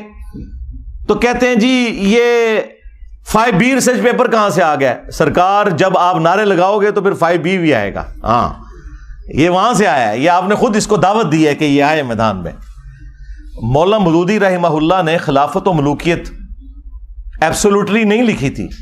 اس زمانے میں محمود احمد عباسی ایک ناصبی تھا جس نے خلافت معاویہ اور یزید کتاب لکھی، ایک جھوٹی کتاب حکمرانوں کی لکھوائی ہوئی تاریخ سے حوالے نقل کر کے، اور قرآن و حدیث کے خلاف وہ کتاب لکھی جس میں اس نے بنو امیہ کو اونچا کیا اور اہل البیت کو نیچے. تو اس کے جواب میں مولانا مودودی نے خلافت و ملوکیت لکھی تھی. وہ تو جواب دے رہے تھے. میں نے بھی 2009 کے اندر جب ڈاکٹر ذاکر نائک نے یزید کو رضی اللہ عنہ کہہ دیا، may Allah please with him. As far as your understanding about the wall of Karbala, you said that Yazid, may Allah be pleased with him, Yazid, may Allah be pleased with him, Yazid, may Allah be pleased with him, that he was ferocious and he was a villain, etc. There's difference of opinion. We're not here to discuss about history, and neither do I want to get a difference in the Muslim Ummah. What we say, there's a difference of opinion between the Sahaba. That is history. تو بجائے اس کے کہ اس کا رد ہوتا، چند ایک علماء نے کیا، لیکن اوورال ہنگامہ نہیں کھڑا کیا جس طرح میرے خلاف انہوں نے ہنگامہ کھڑا کیا ہوا ہے. ڈاکٹر ذاکر نائک کے اوپر کون سی FIR کٹوائی ہے انہوں نے یزید کے مسئلے کے اوپر؟ اور میرے اوپر آئے دن یہ FIR کٹواتے رہتے ہیں. اصل میں تو بنو امیہ کی محبت انہیں اس کے اوپر ابھارتی ہے نا, پیچھے تو مسئلہ وہی ہے. تو اور کبھی ٹرینڈ چلانے کی کوشش کرتے ہیں اور جھوٹے الزامات لگاتے ہیں. تو وہ ڈاکٹر ذاکر نائک نے جب 2009 میں یہ بات کی تو میں نے اس کے جواب میں ویڈیو ریکارڈ کروائی تھی, اور حسینیت اور یزیدیت کا تحقیقی جائزہ. اور پھر آہستہ آہستہ جب معاملات مزید بڑھنا شروع ہوئے تو پھر مجھ پہ بھی مزید حقائق کھلتے چلے گئے. میں ساتھ ساتھ لوگوں کو ایجوکیٹ کرتا رہا. الٹیمیٹلی میں نے یہ ریسرچ پیپر 5B لکھا, اور اس 5B ریسرچ پیپر میں سیدنا عمر فاروق رضی اللہ تعالیٰ عنہ کی شہادت سے لے کر سیدنا حسین ابن علی رضی اللہ تعالیٰ عنہ علیہ السلام کی شہادت تک پوری اسلامک ہسٹری حدیث سے ہے. 200 سے زیادہ حدیثیں ہیں, اکثر بخاری اور مسلم سے ہیں. اور جو بخاری اور مسلم کے علاوہ ہیں ان پہ دور حاضر کے بڑے بڑے محققین کی میں نے تحکیم لگائی ہے. شیخ البانی رحمہ اللہ کی, شیخ زبیل ازئی رحمہ اللہ کی, شیخ شعیب ارناؤت کی, اور باقی بڑے بڑے محدثین کی تحکیم لگی ہے. اس 5B ریسرچ پیپر میں کوئی ایک حدیث بھی ایسی نہیں ہے کہ جس کے اوپر صحت کا حکم نہ لگا ہوا ہو. ہاں یہ ہو سکتا ہے کہ بعض محدثین کے نزدیک وہ روایت ضعیف ہو تو بعض دوسرے اسے صحیح سمجھتے ہوں. یہ نہیں ہو سکتا کہ سب کے نزدیک کوئی روایت کمزور تھی اور میں نے وہ نکال دی. اگرچہ میرے نزدیک کوئی روایت کمزور بھی تھی اور اگر اسے امام ترمذی نے, امام حاکم نے, امام ذہبی نے ٹھیک کہا ہوا تو میں نے لیا, کیونکہ وہ بڑے ائمہ ہیں. اور پھر ہمارے مخالفین وہ ہیں جو ہم سے زیادہ انہیں سمجھتے ہیں, بلکہ ہمیں تو وہ کچھ سمجھتے ہی نہیں ہیں. تو پھر ہم انہیں ان کے گھر کی خبر نہ دیں کہ تمہارے اپنے اصول کے اوپر تو یہ روایتیں درست تھیں نا, انہیں مانو. کیونکہ جب ہم کوئی اپنی روایت پیش کرتے ہیں ان کتابوں سے تو تم ریجیکٹ کر دیتے ہو. بخاری مسلم تم ریجیکٹ نہیں کر سکتے تو اس کے لیے پھر تم باطل تعویلات تلاش کرنا شروع کر دیتے ہو, اور آئے دن کوئی نہ کوئی ہنگامہ کھڑا کرتے رہتے ہیں. تو میں وقتاً فوقتاً ان تمام ٹاپکس کو ایڈریس کرتا رہتا ہوں تاکہ لوگوں کو حق بات پتہ چل جائے. یہ اتنا معاملہ آسان نہیں ہے. اب یہ پورا ایک ٹاپک ہے کس طریقے سے یہ سارے کے سارے معاملات خلفائے راشدین کے بعد سیدنا علی کے دور میں جنگ جمل, صفین, نہروان, اور اس سے بھی پہلے حضرت عثمان کیوں شہید ہوئے. آپ کو تو کہانی کروائی نا انہوں نے کہ جی وہ عبداللہ ابن سبا نے یہ سارا معاملہ خراب کیا تھا. بالکل جھوٹ بولا. ایک شخصیت جو حضرت علی کے دور میں سامنے آیا, جسے حضرت علی نے خود قتل کروایا, اس کو پکڑ کے انہوں نے شہادت عثمان کے چکر میں ڈال دیا تاکہ بنو امیہ کو چھپا لیں کہ بنو امیہ کے گورنروں کی وجہ سے حضرت عثمان غنی رضی اللہ تعالیٰ عنہ کے خلاف ان کی رعایا ہو گئی تھی, اور الٹیمیٹلی اس کا انجام ان کی شہادت ہوا. اور یہ وہ باتیں ہیں جو بخاری مسلم میں لکھی ہوئی ہیں. میں نے اپنے ریسرچ پیپر میں ساری احادیث وہ جمع کی ہیں, تاریخی روایتیں نہیں, حدیثیں. اس کے اوپر پردہ ڈالنے کے لیے انہوں نے باقی معاملات جو ہے نا وہ نئے اجاگر کرنا شروع کر دیے. اللہ کے بندو, یہ تو اتنا خطرناک معاملہ تھا کہ یہ معاملہ اس لیول کے اوپر بگڑا ہے کہ صرف بخاری مسلم سے اگر حدیثیں میں آپ کے سامنے رکھوں تو آپ کانوں کو ہاتھ لگائیں گے. صحیح بخاری میں 4108 نمبر حدیث ہے, 4108. تحکیم کے بعد جب ایک معاہدہ فائنل ہونے جا رہا تھا اور نہیں ہو سکا سیدنا علی اور حضرت معاویہ کے درمیان, اس کے بعد جب حضرت معاویہ مدینہ شریف آئے تو انہوں نے وہاں ایک خطبہ دیا. بخاری کے الفاظ ہیں کہ حضرت حفصہ جو تھی, سیدہ حفصہ, حضرت عمر کی بیٹی اور عبداللہ ابن عمر کی بہن اور ام المومنین بھی, انہوں نے اپنے بھائی عبداللہ بن عمر سے کہا کہ جاؤ, حضرت معاویہ آئے ہیں تو وہ خطبہ دے رہے ہیں, تمہاری غیر موجودگی کو کہیں فتنہ نہ شمار کر لیا جائے, تو تم جا کے ان کی تقریر سنو. کیونکہ اس وقت پولیٹیکل اختلافات تو چل رہے تھے. تو عبداللہ بن عمر پھر وہ مجبوراً چلے گئے, اور وہاں پہ حضرت معاویہ نے تقریر کرتے ہوئے کہا کہ تم میں جو اس امر خلافت کے اندر خواہش رکھتا ہے نا وہ اپنا سینگ اٹھائے, میں اس کے باپ سے بھی زیادہ خلافت کا حقدار ہوں, نعوذ باللہ. اور یہ کنایا کیا انہوں نے حضرت عبداللہ بن عمر کی طرف. وہ اگلی جو اس روایت کا حصہ ہے بخاری کا وہ آپ کو کلیئر کر دے گا. اب یہ اتنا بڑا جملہ تھا. اب مجھے بتائیں کہ عبداللہ بن عمر کا باپ وہ ہے کہ جن کی وجہ سے رومن امپائر گری ہے اور شام مسلمانوں کے پاس آیا، اور اس شام میں بیٹھا ہوا ایک شخص امیر شام وہ اسی کے بیٹے کو کہہ رہا ہے کہ میں تجھ سے اور تیرے باپ سے زیادہ خلافت کا حقدار ہوں. یہ بخاری شریف ہے جی، یہ اصول الکافی شریف نہیں ہے، ہاں یہ مولانا شریف نہیں ہے، یہ بخاری شریف ہے. اب عبداللہ بن عمر کو غصہ تو آیا لیکن خاموش ہو گئے. اور وہ خاموش کیوں ہوئے؟ آج بھی لوگ کہتے ہیں نا کہ جی صدیوں سے لوگ کیوں نہیں بول رہے تھے، اس زمانے میں نہیں لوگ بول سکے. وہ ہمارے استاد مولانا اسحاق صاحب والی بات ہے کہ ماما روزانہ حسین نہیں جم دیا. ہاں، حسین ابن علی اور عبداللہ ابن عمر دونوں کی نیچرز میں فرق تھا. تو بعد میں ایک دوسرے صحابی کہتے ہیں عبداللہ بن عمر سے کہ آپ نے اسی وقت معاویہ کو جواب کیوں نہیں دیا جب وہ یہ کہہ رہا تھا کہ میں اس کے باپ سے بھی زیادہ خلافت کا حقدار ہوں. تو عبداللہ بن عمر نے کہا کہ میں نے ارادہ تو کیا کہ میں اپنی گوٹ کھولوں، یعنی وہ احتبا کر کے دونوں گھٹنوں کو یوں لے کے بیٹھے تھے، اور میں اسے اسی بھرے مجمع میں جواب دوں کہ تجھ سے زیادہ خلافت کا حقدار وہ ہے کہ جس نے تم سے اور تمہارے باپ سے جنگ کی تھی جب تم لوگ کافر تھے اور ہم لوگ مسلمان تھے. یعنی تم لوگ بعد میں مسلمان ہو کر طلقہ فتح مکہ کے موقع پر تم لوگوں نے معافی مانگ کے اسلام قبول کیا. تم لوگ آج آ کے عمر اور اس کے بیٹے کے بارے میں کہہ رہے ہو کہ ہم اس سے زیادہ خلافت کے حقدار ہیں. مجھے بتائیں، جو شخص یہ کہے کہ میں عمر سے زیادہ خلافت کا حقدار ہوں، اس نے علی کی خلافت کہاں سے ماننی تھی؟ یہ اب سنی شیعہ سے مسئلہ اٹھ چکا ہے جی. وہ قصاص عثمان چاہتے تھے، قصاص عثمان چاہنے والا یہ کہے گا کہ میں حضرت عمر سے زیادہ خلافت کا حقدار ہوں، تو انٹینشن تو انہوں نے خود کھول کے بتا دی. اچھا، تو وہ عبداللہ بن عمر کہتے ہیں میں نے ارادہ تو کیا اپنی گوٹ کھولوں اور میں ایسے کہوں کہ تجھ سے زیادہ خلافت کا حقدار اور تیرے باپ سے زیادہ وہ ہے کہ جن لوگوں نے تمہیں مار مار کے اسلام میں داخل کیا ہے. یعنی تم لوگ کافر تھے اور ہم نے تم سے جنگیں لڑی ہیں. اور امام بخاری نے یہ حدیث غزوہ خندق کے چیپٹر میں ڈالی ہے یہ بتانے کے لیے کہ خندق کے موقع پر عبداللہ بن عمر اور حضرت عمر مسلمان تھے اور حضرت معاویہ اور ان کے والد کافر تھے. یہ اس میں سے انہوں نے رزلٹ نکالا ہے. اچھا، اب یہ بڑی حیران کن بات ہے، اسے آپ کرامت سمجھیں یا انٹینشنلی ایسا ہوا. یہ سیم الفاظ صحیح مسلم کے اندر موجود ہیں حضرت عمر کے بھی.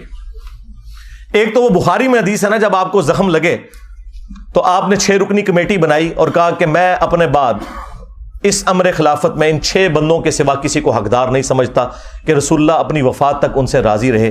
علی، عثمان، طلحہ، زبیر، عبد الرحمن بن عوف اور سعد بن ابی وقاص، ان میں سے کسی کو خلیفہ چن لینا میرے بعد. اور مسلم شریف میں الفاظ ہیں کہ آپ نے خواب دیکھا کہ ایک مرغے نے آپ کو ٹھونگ ماری ہے. اس کے بعد آپ نے جمعے والے دن خطبہ دیا اور اگلا جمعہ آپ کو نصیب نہیں ہوا. بدھ والے دن آپ کی شہادت ہو گئی اور کہا کہ میں نے خواب دیکھی ہے اور میں نے اس کی تعبیر یہی کی ہے کہ عنقریب مجھے قتل کر دیا جائے گا، اور اگر میں اچانک مارا جاؤں تو اپنی خلافت کو ان 6 بندوں سے باہر نہ جانے دینا کہ جن سے رسول اللہ اپنی وفات تک راضی رہے. اس کے آگے بڑے خطرناک الفاظ ہیں کہ تم دیکھو گے کہ ان 6 بندوں کی مخالفت وہ لوگ کریں گے کہ جن کو میں نے اپنے ہاتھوں سے اسلام کے لیے مارا ہوا ہے، اور اگر وہ مخالفت میں سامنے آ جائیں تو سمجھ لینا کہ یہ لوگ اللہ کے دشمن اور کافر ہیں. اتنے سخت الفاظ ہیں. ہاں جی، اب یہ آپ نے تلاش کرنا ہے یہ اللہ کے دشمن کن کو کہا انہوں نے کہ جن سے میں نے اسلام کے لیے خود جنگ کی ہے. لوگ کہتے ہیں یہ رومنز اور پرشینز کا ذکر ہو رہا ہے، اور رومنز اور پرشینز کو صحابہ کرام نے اپنے مشورے میں شامل کرنا تھا کہ حضرت آپ بتائیں کہ ہم نے کس کو خلیفہ چننا ہے. اور دوسرا، رومنز اور پرشینز تو رہے ہی کوئی نہیں تھے، وہ تو گر گئے تھے حضرت عمر کے دور میں. یہ آپ اپنے اندر رہنے والے لوگوں کی بات کر رہے تھے کہ یہ وہ لوگ ہیں جن کو ہم نے مار مار کے اسلام میں داخل کیا ہے اور یہی مخالفت کریں گے ان 6 بندوں کی. خیر، اس کی ایکسپلینیشن میں علماء پہ چھوڑ دیتا ہوں. میں نے کوئی تشریح کی تو وہ کہیں گے کہ ایتے وچ نہیں سی لکھیا، تون وچوں کڈ کے لکھے ایتے وچ تے ٹائم قیامت تک کی کڈ کے دس. اچھا، مزے کی بات بتاؤں، یہ مسلم شریف کی حدیث جو ہے نا، یہ سیم حدیث سنن کبری البیہقی کے اندر اسی سند کے اوپر ہے 100%، یہ مرغے کی ٹھونگ مارنے والی، اور اس کے اینڈ پہ لکھا ہے کہ سیدنا عمر 26 ذوالحجہ کو شہید ہوئے۔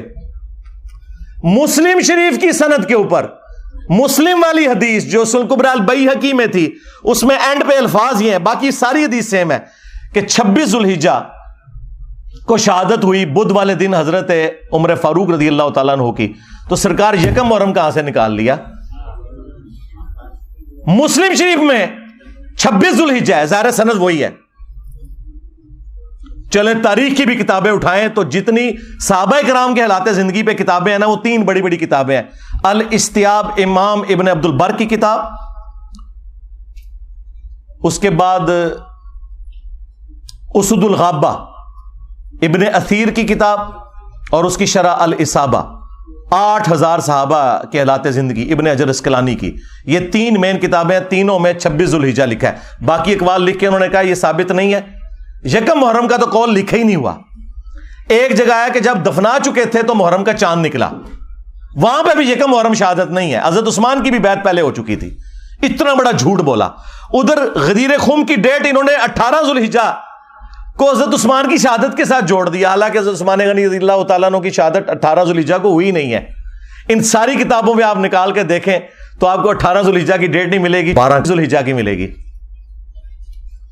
ہر معاملے میں جہاں جہاں مولوی گھس سکتا تھا نا، اس نے گھسنے کی کوشش کی ہے، اور میں نے الحمدللہ مسلم شریف سے مولانا شریف کو باہر نکالا ہے۔ جیسے وہ جب تک آپ کتے کو باہر نہیں نا نکالتے کنویں سے، تو ڈول نکالنے سے وہ پاک نہیں ہوتا، تو یہ مسلم شریف میں الفاظ تھے کہ حضرت عمر نے کہا یہ 6 بندے ایسے ہیں کہ ان کی مخالفت وہ لوگ کریں گے جن کو میں نے اسلام کی خاطر مارا ہوا ہے۔ سیم الفاظ وہی حضرت عبداللہ بن عمر نے ریپیٹ کیے۔ حدیث ختم نہیں ہوئی بخاری کی، آگے الفاظ ہیں کہ عبداللہ بن عمر کہتے ہیں کہ میں نے ارادہ تو کیا تھا یہ ساری باتیں کروں، تو پھر مجھے جنت کی نعمتیں یاد آ گئیں اور میں نے انہی پر اکتفا کر لیا، اور پھر میں خون ریزی اور فتنے کے ڈر سے خاموش ہو کر اپنے معاملات کو میں نے اسی کے اوپر اکتفا کر لیا۔ وہ حدیث کا راوی کہتا ہے کہ عبداللہ بن عمر نے خاموش ہو کر اپنی جان بھی بچا لی اور اپنی عزت بھی بچا لی۔ ایک ماموں نے دوسرے ماموں سے اپنی جان اور عزت بچائی۔ ابھی عبداللہ بن عمر بھی تو ماموں ہے نا، جب انہوں نے رشتے اس طرح کے نکالے ہوئے ہیں تو عبداللہ بن عمر ماموں نہیں ہے، وہ خال المومنین نہیں ہے۔ تو وہ کہتے ہیں کہ عبداللہ بن عمر نے اپنی جان بھی بچا لی اور عزت بھی بچا لی، یعنی اس وقت کیسی کیٹاسٹرافک کنڈیشن تھی کہ لوگوں کو اپنی جان سے بھی ہاتھ دھونا پڑتا تھا۔ تو سرکار لوگ کہتے ہیں کہ بھی سارے حسین ابن علی کی طرح کیوں نہیں اکٹھے ہو گئے، اپنے بال بچوں کے ساتھ کیوں نہیں سامنے آ گئے؟ ایسا ہو نہیں سکتا میرے بھائی، یہ تو جن کا یعنی گھرانہ اتنا عالی ہے کہ جنہیں یہ پتا ہے کہ ہمارا کسی چیز کو ایکسیپٹ کرنا، اس کو دین کا حصہ بنا دینا ہے، انہوں نے سامنے آنا تھا نا، باقی لوگوں نے کہاں سے آنا تھا؟ پھر سورہ مریم میں جو آیت ہے، اللہ تعالیٰ نے انبیاء کرام علیہم السلام کا ذکر کر کے فرمایا کہ جب انبیاء کرام دنیا سے چلے جاتے تھے نا،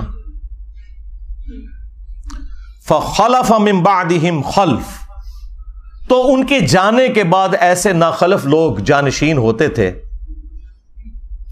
اضاعوا الصلاۃ، جو نمازوں کو ضائع کرتے تھے، واتبعوا الشہوات، اور وہ شہوات کی پیروی کرتے تھے، فسوف یلقون غیا، ان قریب یہ اپنے انجام کو پہنچ جائیں گے۔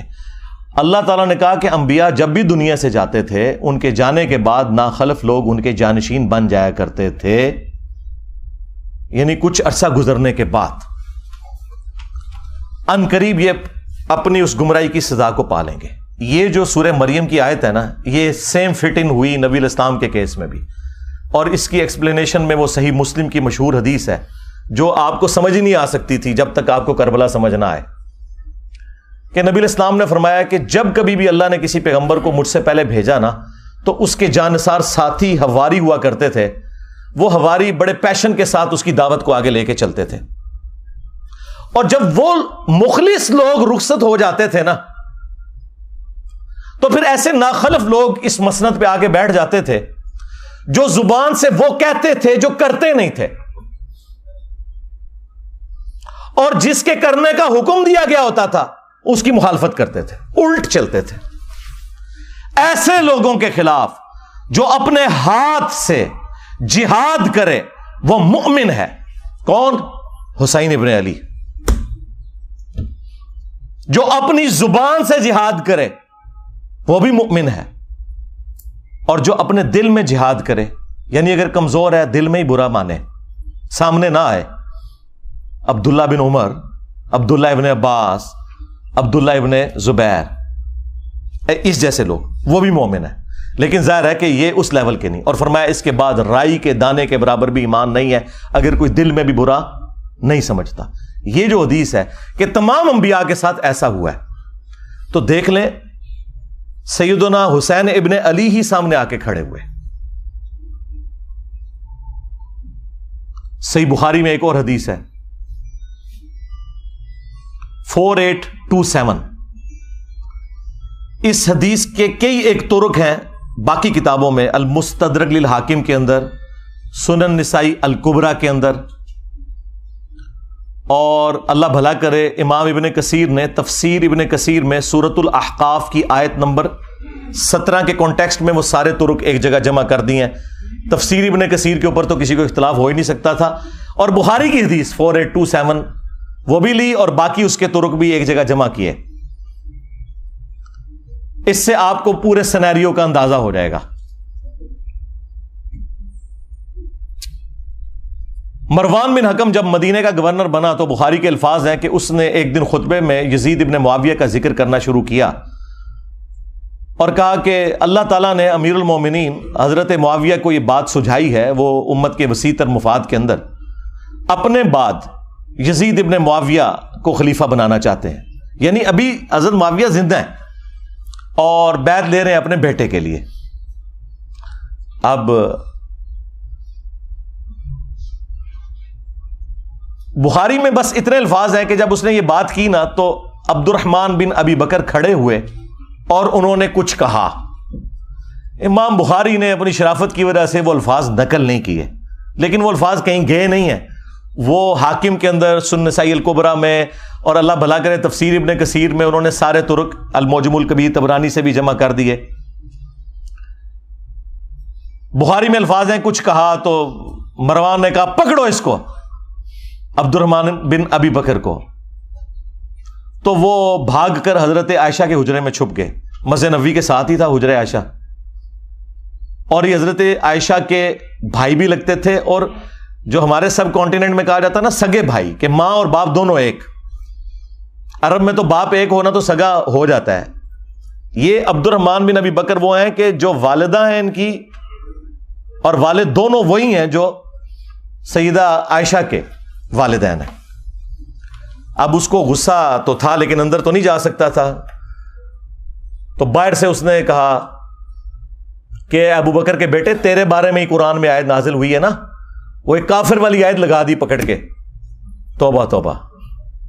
یہ ہیں آل امیہ کی چاکری کرنے والے لوگ کہ تیرے بارے میں آیت نازل ہوئی تھی نا کہ یہ کہتا ہے کہ اپنے ماں باپ کو کہتا ہے کہ تم لوگ جو مجھے یہ کہتے ہو کہ مرنے کے بعد دوبارہ زندہ کیا جاؤں گا، تو یہ اگلے لوگوں کی کہانی ہے.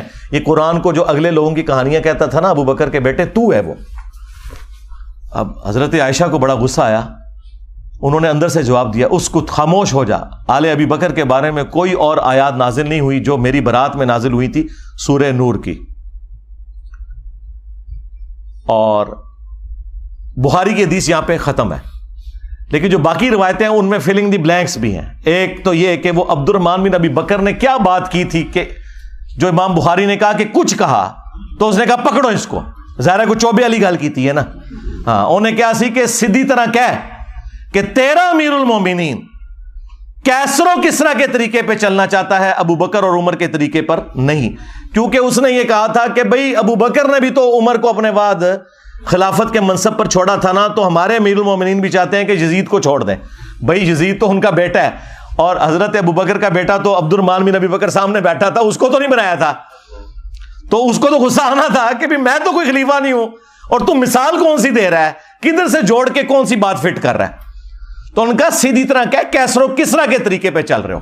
رومنز اور پرشینز وہ بادشاہ اپنے بیٹوں کو نامزد کیے کرتے تھے. اب یہ بات اس کو لگ گئی, ان کا پکڑو انہوں. اور وہاں پہ تو ہے نا کہ حضرت عائشہ نے کہا خاموش ہو جا, آل ابی بکر کے بارے میں تو سورہ نور نازل ہوئی ہے. باقی کتابوں میں حافظ ابن کثیر نے نقل کیا کہ پھر حضرت عائشہ نے اس کو پھر ایک پھکا دیا اور کہا مروان تیرے بارے میں اللہ کے نبی علیہ السلام نے فرمایا تھا جب تو اپنے باپ کی پشت میں تھا کہ حکم پر لعنت, اس کی اولاد پر لعنت, تو اسی لعنت کا ٹکڑا ہے. اور نظر آ گیا. اس سے آپ کو یہ سارے کے سارے معاملات کلیئر ہو جائیں گے. یعنی یہ سٹیپ وائز چیزیں چلی ہیں. اور یہ میں تو آپ کو بخاری شریف بیان کر رہا ہوں, ٹھیک ہے, مسلم شریف بیان کر رہا ہوں. معاملات کس لیول تک بگڑے ہیں. مسلم شریف میں حدیث ہے 4776, عبداللہ بن عمر بن عاص خانہ کعبے کے سائے میں بیٹھے میں اور لوگوں کو حدیث سنا رہے ہیں کہ اپنے امیر کی اطاعت کرو. اطاعت امیر کے اوپر حدیثیں سنا رہے ہیں. ایک تابعی عبد الرحمن بن عبد رب کعبہ کعبے کے سین میں داخل ہوتا ہے اور وہ جب ان کی گفتگو سنتا ہے تو کہتا ہے کہ حضرت یہ حدیث آپ نے خود نبی علیہ السلام سے سنی تھی کہ حکمرانوں کی اطاعت کرنی ہے؟ ان کا ہاں, میرے کانوں نے سنا, میری آنکھوں نے نبی علیہ السلام کو دیکھا, میرے دل نے آپ کی بات یاد کی. آگے تو اس نے ایسی بات کر دی کہ وہ ایکسپیکٹ نہیں کر رہے تھے. انہوں نے کہا آپ تو ہمیں کہہ رہے ہیں کہ امیر کی اطاعت کرو, اور آپ کے چچا کا لڑکا معاویہ ابن ابی سفیان جو ہمارا حکمران ہے وہ تو ہمیں حکم دیتا ہے کہ ہم لوگوں کو ناحق قتل کریں اور حرام طریقے سے ان کا مال ہڑپ کریں, جبکہ قرآن میں اللہ تعالیٰ فرماتا ہے سورہ النساء کی آیت نمبر 29 تابعی نے کوٹ کر دی کہ ایک دوسرے کا مال ناحق طریقے سے ہڑپ مت کرو اور ایک دوسرے کو قتل نہ کرو. اب آپ ہمیں بتائیں کہ ہم اللہ کی بات مانیں یا اپنے حکمران کی بات مانیں, معاویہ بن ابی سفیان کی. اب عبداللہ بن عمر بن عاص تھوڑی دیر کے لیے خاموش ہو گئے. پھر انہیں سر اٹھا کر کہا کہ آندھا سے انجینئر کو نہیں دیکھنا. یہ نہیں کہا, میں جوک کے طور پہ کہہ رہا ہوں. انہوں نے کہا کہ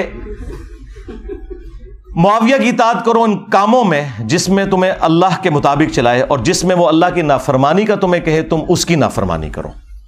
یہی ایٹیچیوڈ ہونا چاہیے. یعنی یہ آپ کو دور حکومت کے اندر جو ایک معاملات ہے نا وہ بھی اندازہ ہونا شروع ہو گیا کہ کس لیول کے اوپر معاملات بگڑ چکے ہوئے تھے. پھر صلح حسن کے حوالے سے بھی باتیں کرتے ہیں, وہ بھی آپ میرے اس میں ہی پڑھ لیجئے گا, میری ویڈیوز بھی ریکارڈ ہیں. کربلا کے بعد کون سی صلح حسن رہ گئی؟ حسن ابن علی نے اس لیے صلح کی تھی کہ آپ انہیں زہر دے دیتے. المصنف ابن ابی شیبہ میں موجود ہے, زہر دیا گیا. اور ابو داؤد میں تو اتنی رکت انگیز حدیث ہے کہ پھر دربار شام میں اس چیز کی خوشی منائی گئی. ہاں ظاہر ہے جب آپ غم نہ کریں تو اسے خوشی منانا ہی کہا جائے گا نا. الٹا کوئی غم کی بات کر رہا ہے آپ اسے ٹوک دیں. مقدام بن مادی کر بیٹھے ہوئے ہیں, یہ حدیث مسند احمد میں بھی ہے اور سنن ابی داؤد میں بھی. شیخ زبیلی زئی اور شیخ ناصر الدین البانی دونوں نے اس حدیث کو ٹھیک کہا ہے. مقدام بن مادی کر بیٹھے ہوئے ہیں امیر شام کے دربار میں, اور اتنے میں خبر پہنچتی ہے کہ حسن ابن علی شہید ہو گئے. تو مقدام بن مادی کر پڑھتے ہیں انا للہ و انا الیہ راجعون. ظاہر ہے عام مسلمان کی موت پہ بھی آپ نے یہی پڑھنا ہے. تو اب امام داؤد نے کہا کہ قال رجل, ایک مرد نے کہا. وہ کس مرد نے کہا؟ وہ مسند احمد میں ہے. قال معاویہ, معاویہ نے کہا تم حسن کے مرنے کو مصیبت سمجھتے ہو؟ اللہ اکبر. جب شاہ صاحب یہ بات کر رہے ہو تو شاہ کے وفادار تو ایک ہاتھ آگے جائیں گے. وہاں ایک چمچا بیٹھا تھا امیر شام کا, اس نے کہا حسن تو ایک آگ کا انگارہ تھا جسے اللہ نے بجھا دیا. نعوذ باللہ.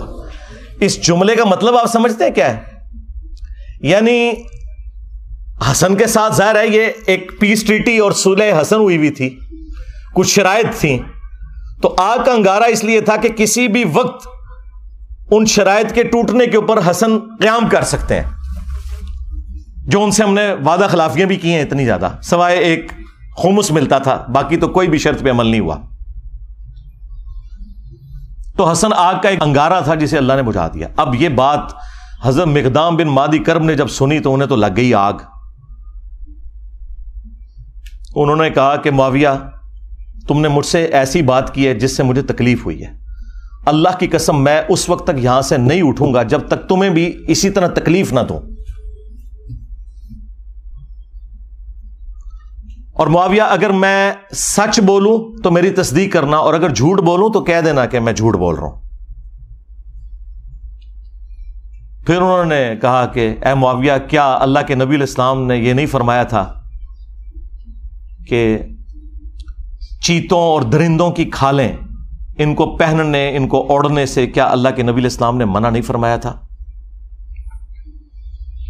کیا اللہ کے نبی صلی اللہ علیہ وآلہ وسلم نے سونے چاندی کے جو برتن ہیں ان کو استعمال کرنے سے منع نہیں فرمایا تھا؟ اب وہ جو حرمت والی چیزیں وہ گنواتے چلے گئے اور حضرت معاویہ تصدیق کرتے چلے گئے، اور اینڈ پہ بتا انہوں نے کیا بولا؟ انہوں نے کہا یہ سارے حرام کام تیرے گھر میں ہو رہے ہیں. ٹھیک ہے، یعنی تیرے اپنے گھر کی حالت یہ ہے اور تو حسن بن علی کے بارے میں بات کر رہا ہے. اور پھر انہوں نے ایک جملہ بولا کہ میں حسن کی موت کو مصیبت کیوں نہ جانوں کہ اللہ کے نبی علیہ السلام اپنے زانوں پر ایک طرف حسن ابن علی کو بٹھاتے تھے، دوسری طرف حسین ابن علی کو، اور کہتے تھے حسن مجھ سے ہے، حسین علی سے ہے. اب یہ ساری کی ساری عزت افزائی انورٹڈ کاماز میں جب کروائی امیر شام نے تو انہوں نے کہا مقدام مجھے پتا تھا میں باتوں میں تم سے نہیں جیت سکتا. اور پھر انہوں نے کہا کہ لاؤ مال و دولت مقدام کو بھی دو، ان کے ساتھیوں کو بھی دو. تو مقدام کو جو انہوں نے گفٹ دیے وہ وہیں انہوں نے غریب لوگوں میں ادھر ہی تقسیم کر دیے. بعد میں پھر امیر شام نے پوچھا کہ وہ گفٹس کا کیا بنا، تو انہوں نے کہا کہ مقدام نے تو سب کچھ یہیں پہ تقسیم کر دیا. تو انہوں نے پھر ان کی تعریف کی کہ ہاں مقدام تو پھر مقدام ہے نا. یعنی وہی جو حکمرانی کی مجبوریاں ہیں جڑی ہوئی وہ مجبور کرتی ہیں. کہاں بنو عباس نے شیعان علی کو استعمال کیا بنو امیہ کو الٹنے کے لیے، اور جب حاکم بنے تو بنو امیہ سے بھی زیادہ مظالم کرنے شروع کر دیے. کیوں؟ یہ بس ایک کرسی کا تقاضا تھا، یہ جس کے نیچے جاتی ہے نا اس کے اندر وہ ساری خرابیاں پیدا ہونا شروع ہو جاتی ہیں.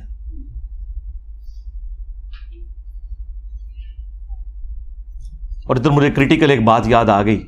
اکثر آپ لوگ سنتے ہوں گے کہ جی وہ انجینئر صاحب خام خواہ الزامات لگاتے ہیں کہ بنو امیہ کے ممبروں سے سب و شتم ہوتا تھا. میں نے تو کافی ان کو روایتیں دکھائی ہیں، اس میں بھی کافی ساری میری ویڈیو بھی ریکارڈ ہے. ایک مسلم کی حدیث جو بخاری میں بھی موجود ہے وہ سارے کے سارے پول کو کھول دیتی ہے ان کی.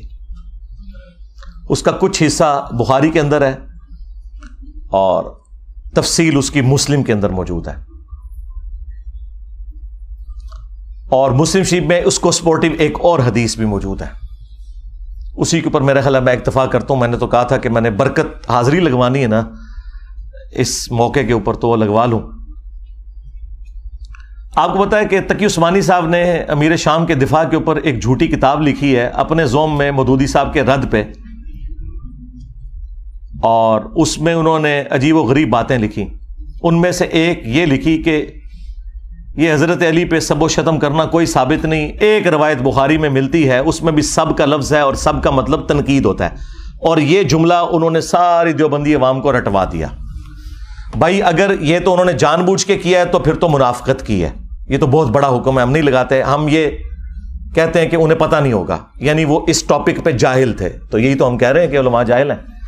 ہاں، کیونکہ اگر جاہل نہیں مانیں گے پھر منافق ماننا پڑے گا کہ اگر پتا تھا تو جان بوجھ کے ایسا جھوٹ کیوں بولا. یہ سیم حدیث مسلم کے اندر موجود تھی کہ آل مروان میں سے ایک بندہ مدینے کا گورنر بنا اور اس نے شیعان علی میں سے سہل ابن سعد الساعدی کو بلایا ممبر پر اور کہا کہ آپ حضرت علی رضی اللہ تعالیٰ عنہ کے اوپر سب کرو. اور جب انہوں نے انکار کیا تو کہا کہ چلو تم یوں کہہ لو لعن اللہ ابا تراب، نعوذ باللہ، ابو تراب پر لعنت ہو، نعوذ باللہ. یہ بنو امیہ ابو تراب نام کو نا حقارت کے طور پر مٹی والا. تو حضرت سہل ابن سعد نے کہا لگایا، انہوں نے کہا کہ علی تو اس نام سے بڑے خوش ہوتے تھے، یہ تو نبی علیہ السلام نے ان کی کنیت ابو تراب رکھی ہوئی تھی. تو وہاں پہ الفاظ ہے لعن اللہ ابا تراب، یعنی ابو تراب کہنا اور لعنت کے ساتھ. یہ کہتے ہیں سب کا مطلب تنقید ہے، تو امام مسلم نے سب کا ترجمہ خود کر دیا ہوا ہے یہ بتا کے یہ لعن اللہ ابا تراب کہتے تھے. اب تک عثمانی صاحب نے اگر جان بوجھ کے یہ روایت چھپائی ہے مسلم کی 6229 تو منافقت کی ہے، لیکن یہ بہت بڑا شرعی حکم ہے. ہم اس نے ظن رکھتے ہیں کہ ان بیچاروں کو پتہ ہی کچھ نہیں، جس طرح ان کے بڑوں کو کچھ نہیں پتا تھا. اب آ جائیں وہ حدیث 6220. امیر شام کے دربار میں حضرت سعد ابن ابی وقاص کو امیر شام کہتے ہیں کہ تجھے کون سی چیز روکتی ہے؟ الفاظ امر معاویہ، معاویہ نے حکم دیا. تو سعد ابن ابی وقاص نے کہا کہ میں کبھی بھی علی کے اوپر سب یعنی کہ لعنت نہیں کروں گا، کیونکہ دوسری حدیث میں لعنت کے الفاظ موجود ہیں. تو انہوں نے کہا تمہیں کون سی چیز روکتی ہے کہ تم ابو تراب کے اوپر سب نہیں کر رہے؟ ابو تراب. اور یہ وہابیوں کا جو ابا ہے نا ابن تیمیہ، اس نے اس روایت کو منہاج السنہ میں کوٹ کیا ہے اور اس نے خود مانا ہے، اس نے فلنگ دی بلینکس کیا ہے کہ ماموں نے حکم دیا تھا سب کروانے کا. ان کا ابا مان کے گیا. اب یہ پتہ نہیں کیوں نہیں اپنے ابے کو مانتے. مسلم شریف میں لکھا ہوا تھا. تو حضرت سعد نے کہا کہ میں نے 3 باتیں علی کے بارے میں ایسی سنی ہے کہ مجھے ایک بھی مل جاتی نا سرخ اونٹوں سے بہتر تھا. سن معاویہ، غزوہ تبوک کے موقع پر نبی علیہ السلام نے عورتوں اور بچوں پر اپنا جانشین چھوڑا مولا علی کو، اور یہ پہلا اور آخری موقع تھا کہ کسی جنگ میں مولا علی شریک نہیں ہو رہے تھے.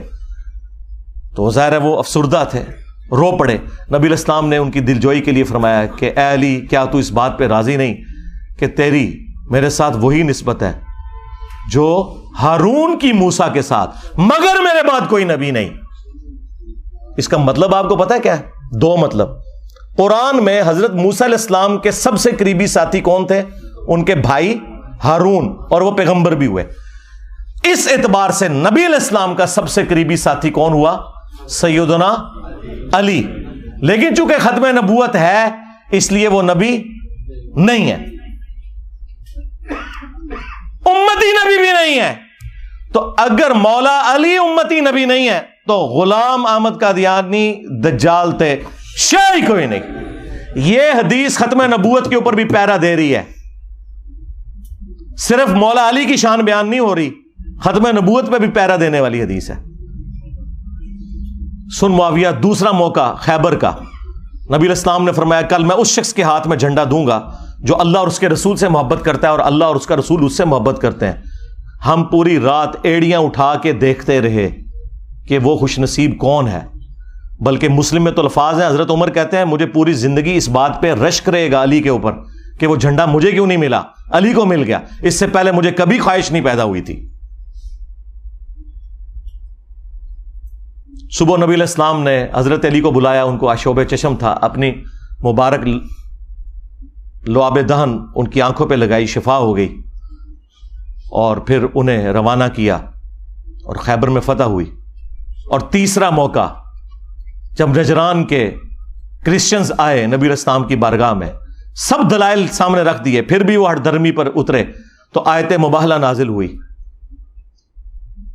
ندعو ابناءنا ابناءکم ونساءنا ونساءکم وانفسنا وانفسکم ثم نبتہل فنجعل لعنت اللہ علی الکاذبین. اے نبی ان سے کہو اپنے بیٹوں کو لے آؤ، ہم بھی اپنے بیٹوں کو لے آتے ہیں، تم بھی اپنی عورتوں کو لے آؤ، ہم بھی اپنی عورتوں کو لے آتے ہیں، تم خود آ جاؤ، ہم خود آ جاتے ہیں. اور پھر اوپن میدان میں اللہ کے حضور دعا کرتے ہیں کہ جھوٹوں پہ اللہ کی لعنت ہو. اور نبی علیہ السلام نکلے مولا علی، حسن، حسین اور فاطمہ کو لے کر. حالانکہ آپ کی 9 بیویاں تھیں، ان کو نہیں لے کر آئے، وہ بھی اہل البیت ہیں، لیکن یہ اسپیشل پروٹوکول. اور کہا اللہم ہؤلاء اہل بیتی، اے اللہ یہ میرے اہل البیت ہیں. یہ 3 فضائل دربار شام میں بیان کیے حضرت سعد ابن ابی وقاص نے، اس بات کی دلیل پر کہ میں مولا علی پہ کبھی بھی سب و شتم نہیں کروں گا. امام نووی جو ہے نا اہل سنت میں، اس کی آخری کوشش ہوتی ہے کسی طریقے سے نا بنو امیہ کے اوپر پردہ ڈالے. یہاں اس نے پتہ ہے کیا پردہ ڈالنے کی کوشش کی؟ اس نے کہا کہ وہ اصل میں میر شام یہ کہہ رہے تھے کہ مجھے کوئی علی کے فضائل سناؤ کیونکہ یہ لوگ گالیاں دیتے ہیں، میں ان کو قائل کروں. حالانکہ واضح الفاظ تھے امر معاویہ، معاویہ نے حکم دیا اور سعد نے انکار کیا. چلیں جھوٹ تو پکڑا جاتا ہے. یہ سیم حدیث خصائص علی والے چیپٹر میں سنن نسائی الکبریٰ میں اسی سند کے ساتھ مسلم شریف والی سند کے اوپر موجود ہے. اس میں آگے الفاظ ہیں، سعد ابن ابی وقاص کا بیٹا کہتا ہے پھر جتنے دن حضرت معاویہ مدینہ شریف میں رہے حضرت علی کی تنقیص کا ایک جملہ اپنی زبان سے نہیں نکالا. میرے باپ نے اس طرح کا ڈانٹا تھا ان کو، تو پتہ چل گیا کہ ڈانٹا تھا. بلکہ اسی کتاب میں خصائص علی والا جو چیپٹر ہے سنن نسائی الکبریٰ کا، سعد ابن ابی وقاص کہتے ہیں کہ اگر یہ لوگ بنو امیہ کے لوگ میرے سر کے درمیان آرا رکھ دیں اور مجھے یہ کہیں کہ تیرے 2 ٹکڑے کر دیے جائیں گے، تو علی کے بارے میں کوئی غلط جملہ اپنی زبان سے نکال تو میں اپنے 2 ٹکڑے کروا لوں گا. میں علی کے بارے میں ایک جملہ بھی ایسا نہیں بولوں گا ان کی تنقیص کا جو کچھ میں نے رسول اللہ سے اپنے کانوں سے علی کی شان میں سن رکھا ہے. صلو علی محمد وآل محمد، اللہم صلی علی محمد وعلی آل محمد واصحاب محمد وازواج محمد اجمعین الی یوم الدین.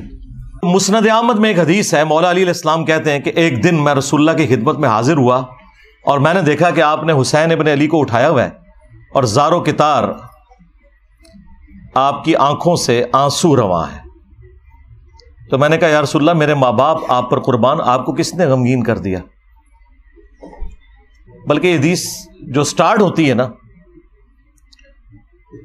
کہ نینوا نامی ایک مقام تھا، جنگ صفین پر جاتے ہوئے مولا علی علیہ السلام اپنی سواری پر یہ کہہ رہے ہیں اصبر یا ابا عبداللہ، اے ابو عبداللہ صبر کرنا. تو ساتھی کہتے ہیں کہ حضرت یہ آپ کس سے باتیں کر رہے ہیں؟ تو انہوں نے کہا کہ مجھے ایک حدیث یاد آ گئی، اسی مقام کے بارے میں نبی علیہ السلام نے فرمایا تھا جب میں آپ کی خدمت میں حاضر ہوا اور آپ نے حسین ابن علی کو اپنی گود میں اٹھایا ہوا ہے اور آنکھوں سے زارو کتار آنسو رواں ہے. میں نے کہا یا رسول اللہ میرے ماں باپ آپ پر قربان، آپ کو کس نے غمگین کر دیا؟ تو نبی علیہ السلام نے کہا کہ ابھی ابھی جبرائیل علیہ السلام میرے پاس آئے تھے اور کہا کہ آپ اس بچے سے اتنی محبت کرتے ہیں اور اس بچے کو دریائے فرات کے کنارے پیاسا شہید کر دیا جائے گا. اور میری خواہش پر انہوں نے یوں ہاتھ مار کر کربلا کی وہ جو سرخ مٹی ہے وہ بھی مجھے دکھائی. اس کی وجہ سے میں غمگین ہو گیا اور میری آنکھوں سے آنسو رواں ہو گیا. یہ غم حسین ہے جو نبی علیہ السلام کی زندگی میں بھی آپ کو ہے اور وفات کے بعد مسند احمد میں یہ حدیث موجود ہے.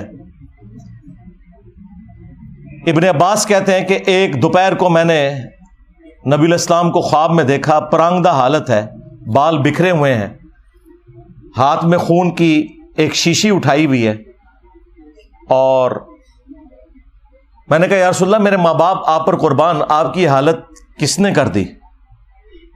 آپ نے فرمایا کہ میں صبح سے حسین اور اس کے ساتھیوں کا خون جمع کر رہا ہوں. یعنی یہ ایک تمثیل کے طور پر دکھایا گیا نبی علیہ السلام کو خواب میں.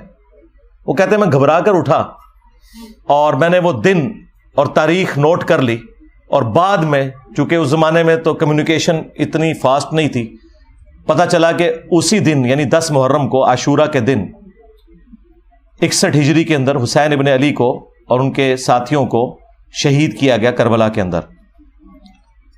اب یہ حدیث مسند احمد کی اس پر گواہ ہے کہ نبی علیہ السلام اپنی وفات کے بعد بھی اللہ کی جنتوں میں غمگین ہے اس بات پر کہ حسین ابن علی کو شہید کیا گیا. بلکہ انڈیا پاکستان میں جو وہابی فرقے کے لوگ ہیں، دیوبندی اور اہل حدیث، ان کے جو بڑے بزرگ ہیں اسماعیل دہلوی، انہوں نے اسی حدیث کو نقل کر کے ساتھ لکھا ہے یزید پلید. اب یہ آج کل کے یزید کے جو وفادار ہیں یہ پلید لوگ پتہ نہیں کہاں سے آئے، ان کے بڑے تو یزید کو لکھتے ہی یزید پلید تھے کہ اس کی اس ایکٹیویٹی کی وجہ سے نبی علیہ السلام اللہ کی جنتوں میں بھی غمگین ہے. یہ باقاعدہ انہوں نے جو کتاب ہے تذکیر الاخوان ما تقویت الایمان اس کے اندر نقل کیا ہوا ہے. یزید پلید لکھا ساتھ اور یہ حدیث کوٹ کی. تو غم حسین تو جاری ہے. صحیح بخاری میں حدیث ہے, یہ ترمذی میں بھی موجود ہے, کہ حسین ابن علی کا سر کاٹ کر عبید اللہ ابن زیاد کے سامنے لا کر رکھا گیا,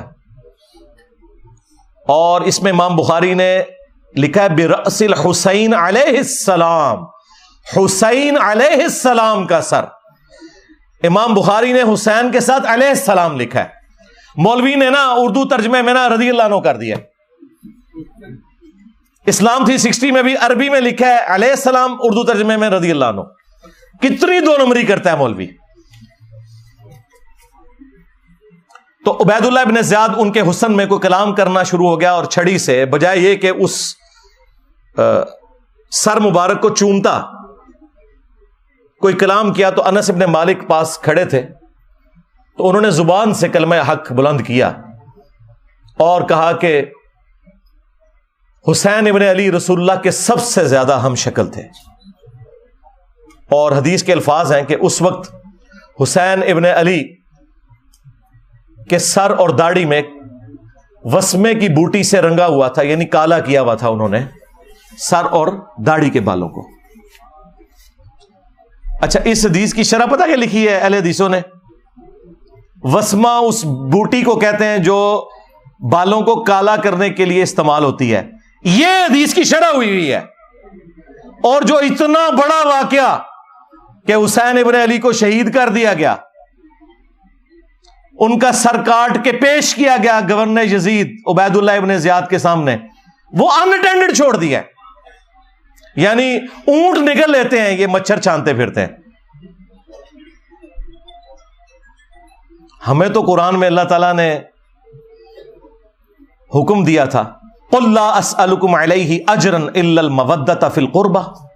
اے نبی ان سے فرماؤ کہ میں اس دعوت و تبلیغ کے بدلے میں تم سے کچھ نہیں ڈیمانڈ کرتا, ہاں جو میری قرابت داری ہے اس کا تو لحاظ رکھو. اچھا, اس آیت کی شرح دو طریقے سے ہوئی ہے. ابن عباس اس کی شرح یوں کرتے ہیں کہ نبی علیہ السلام, جو بخاری میں موجود ہے, کہ نبی صلی اللہ علیہ وآلہ وسلم کے جو رشتہ دار تھے, جو دوسرے قبیلے کے لوگ تھے, انہیں اس حوالے سے کہا گیا کہ تم اپنی قرابت داری کا تو لحاظ رکھو, تم تو اتنے مہمان نواز ہو, تو یہ تو تمہارے اپنے قبیلے سے ہیں. اور ایک تشریح اس کی یہ کی گئی کہ نبی علیہ السلام کی دعوت و تبلیغ کے عوض ان کے اہل البیت کے ساتھ مودت رکھی جائے. یہ عبداللہ ابن عباس کے شاگرد نے اس کی تشریح کی. ہمارے نزدیک یہ دونوں درست ہیں. جب کافروں سے کہا جا رہا ہے کہ میری رشتہ داری کا خیال رکھو, تو مسلمانوں سے تو بدرجہ اولا کہا جائے گا کہ تم میری رشتہ داری کا خیال رکھو, کیونکہ اس گھر سے سب کو دین ملا. اور اس کو سپورٹی بخاری میں سیدنا ابو بکر کا قول ہے, اور نقل کون کر رہے ہیں؟ عبداللہ ابن عمر, جن کے بارے میں بخاری میں آتا ہے کہ ان سے کسی عراقی نے مسئلہ پوچھا کہ احرام کی حالت میں مچھر یا مکھی کو مار دیں تو کیا کفارہ ہے. انہوں نے کہا کہ یہ پوچھنے والا کون ہے؟ ان کا یہ اہل عراق سے ہے. اور ظاہر عراق اس وقت شام کا صوبہ تھا. بعض لوگ کہتے ہیں عراقیوں نے مار دیا, شیعان علی نے مار دیا. اور بھائی شام میں وفاقی حکومت تھی اور یہ صوبائی حکومت تھی, انہی کے انڈر تھی. اے عراقیوں, تم مجھ سے مکھی اور مچھر کا مسئلہ پوچھتے ہو, تم نے تو اللہ کے نبی کے نواسے کو قتل کر دیا, جن کے بارے میں نے نبی علیہ السلام سے سنا تھا کہ حسن و حسین دنیا میں میرے دو پھول ہیں.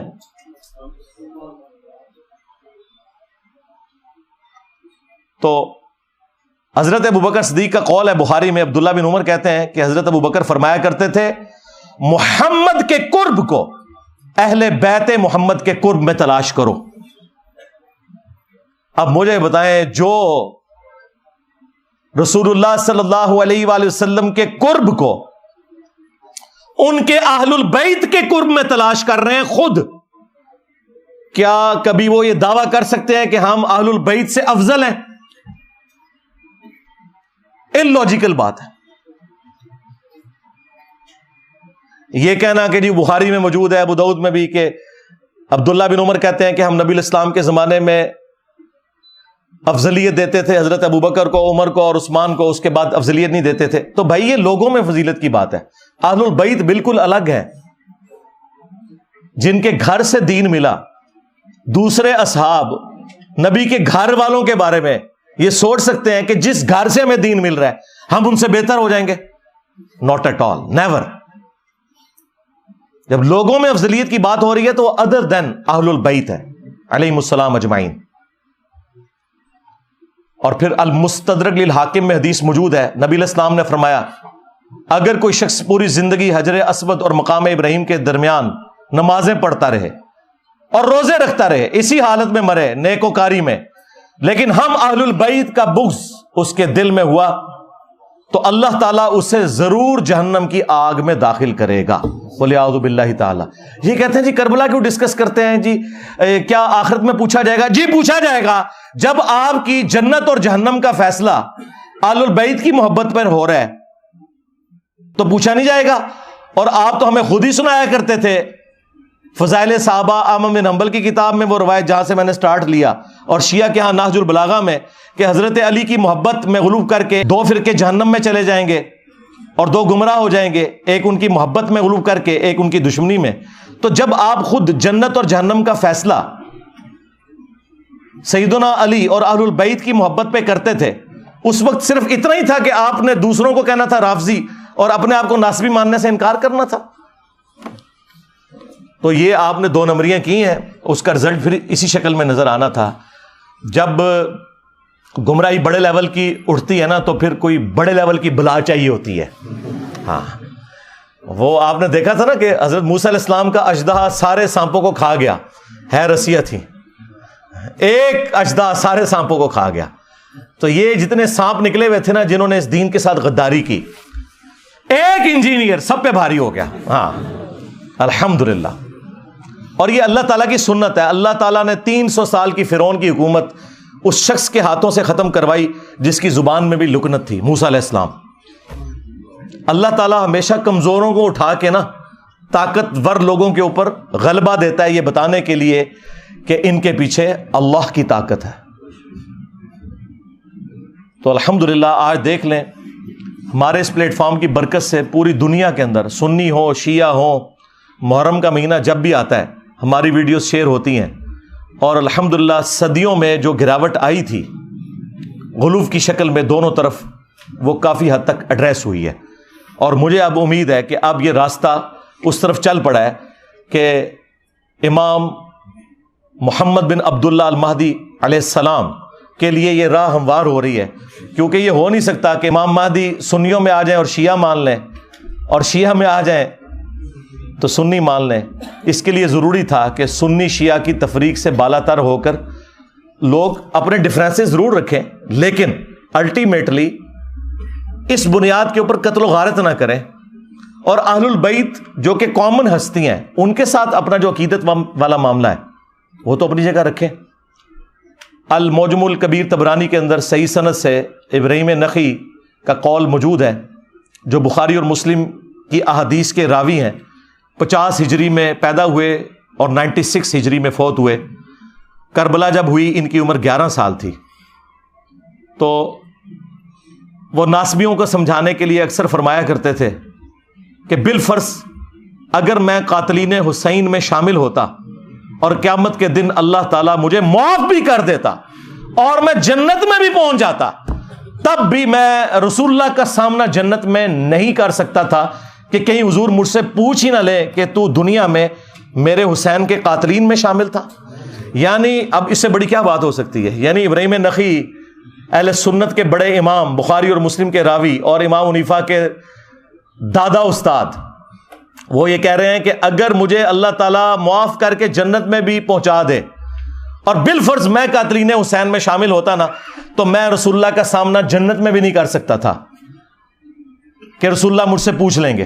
یہ وہی بات ہے جو میں نے شروع میں عرض کی تھی کہ واشی کو نبی علیہ السلام نے قتل حمزہ کے 5 سال کے بعد فتح مکہ کے موقع پر فرمایا کہ تیرا ایمان تو قبول ہے لیکن اپنی شکل نہیں مجھے دکھانی کیونکہ مجھے چچا یاد آتا ہے.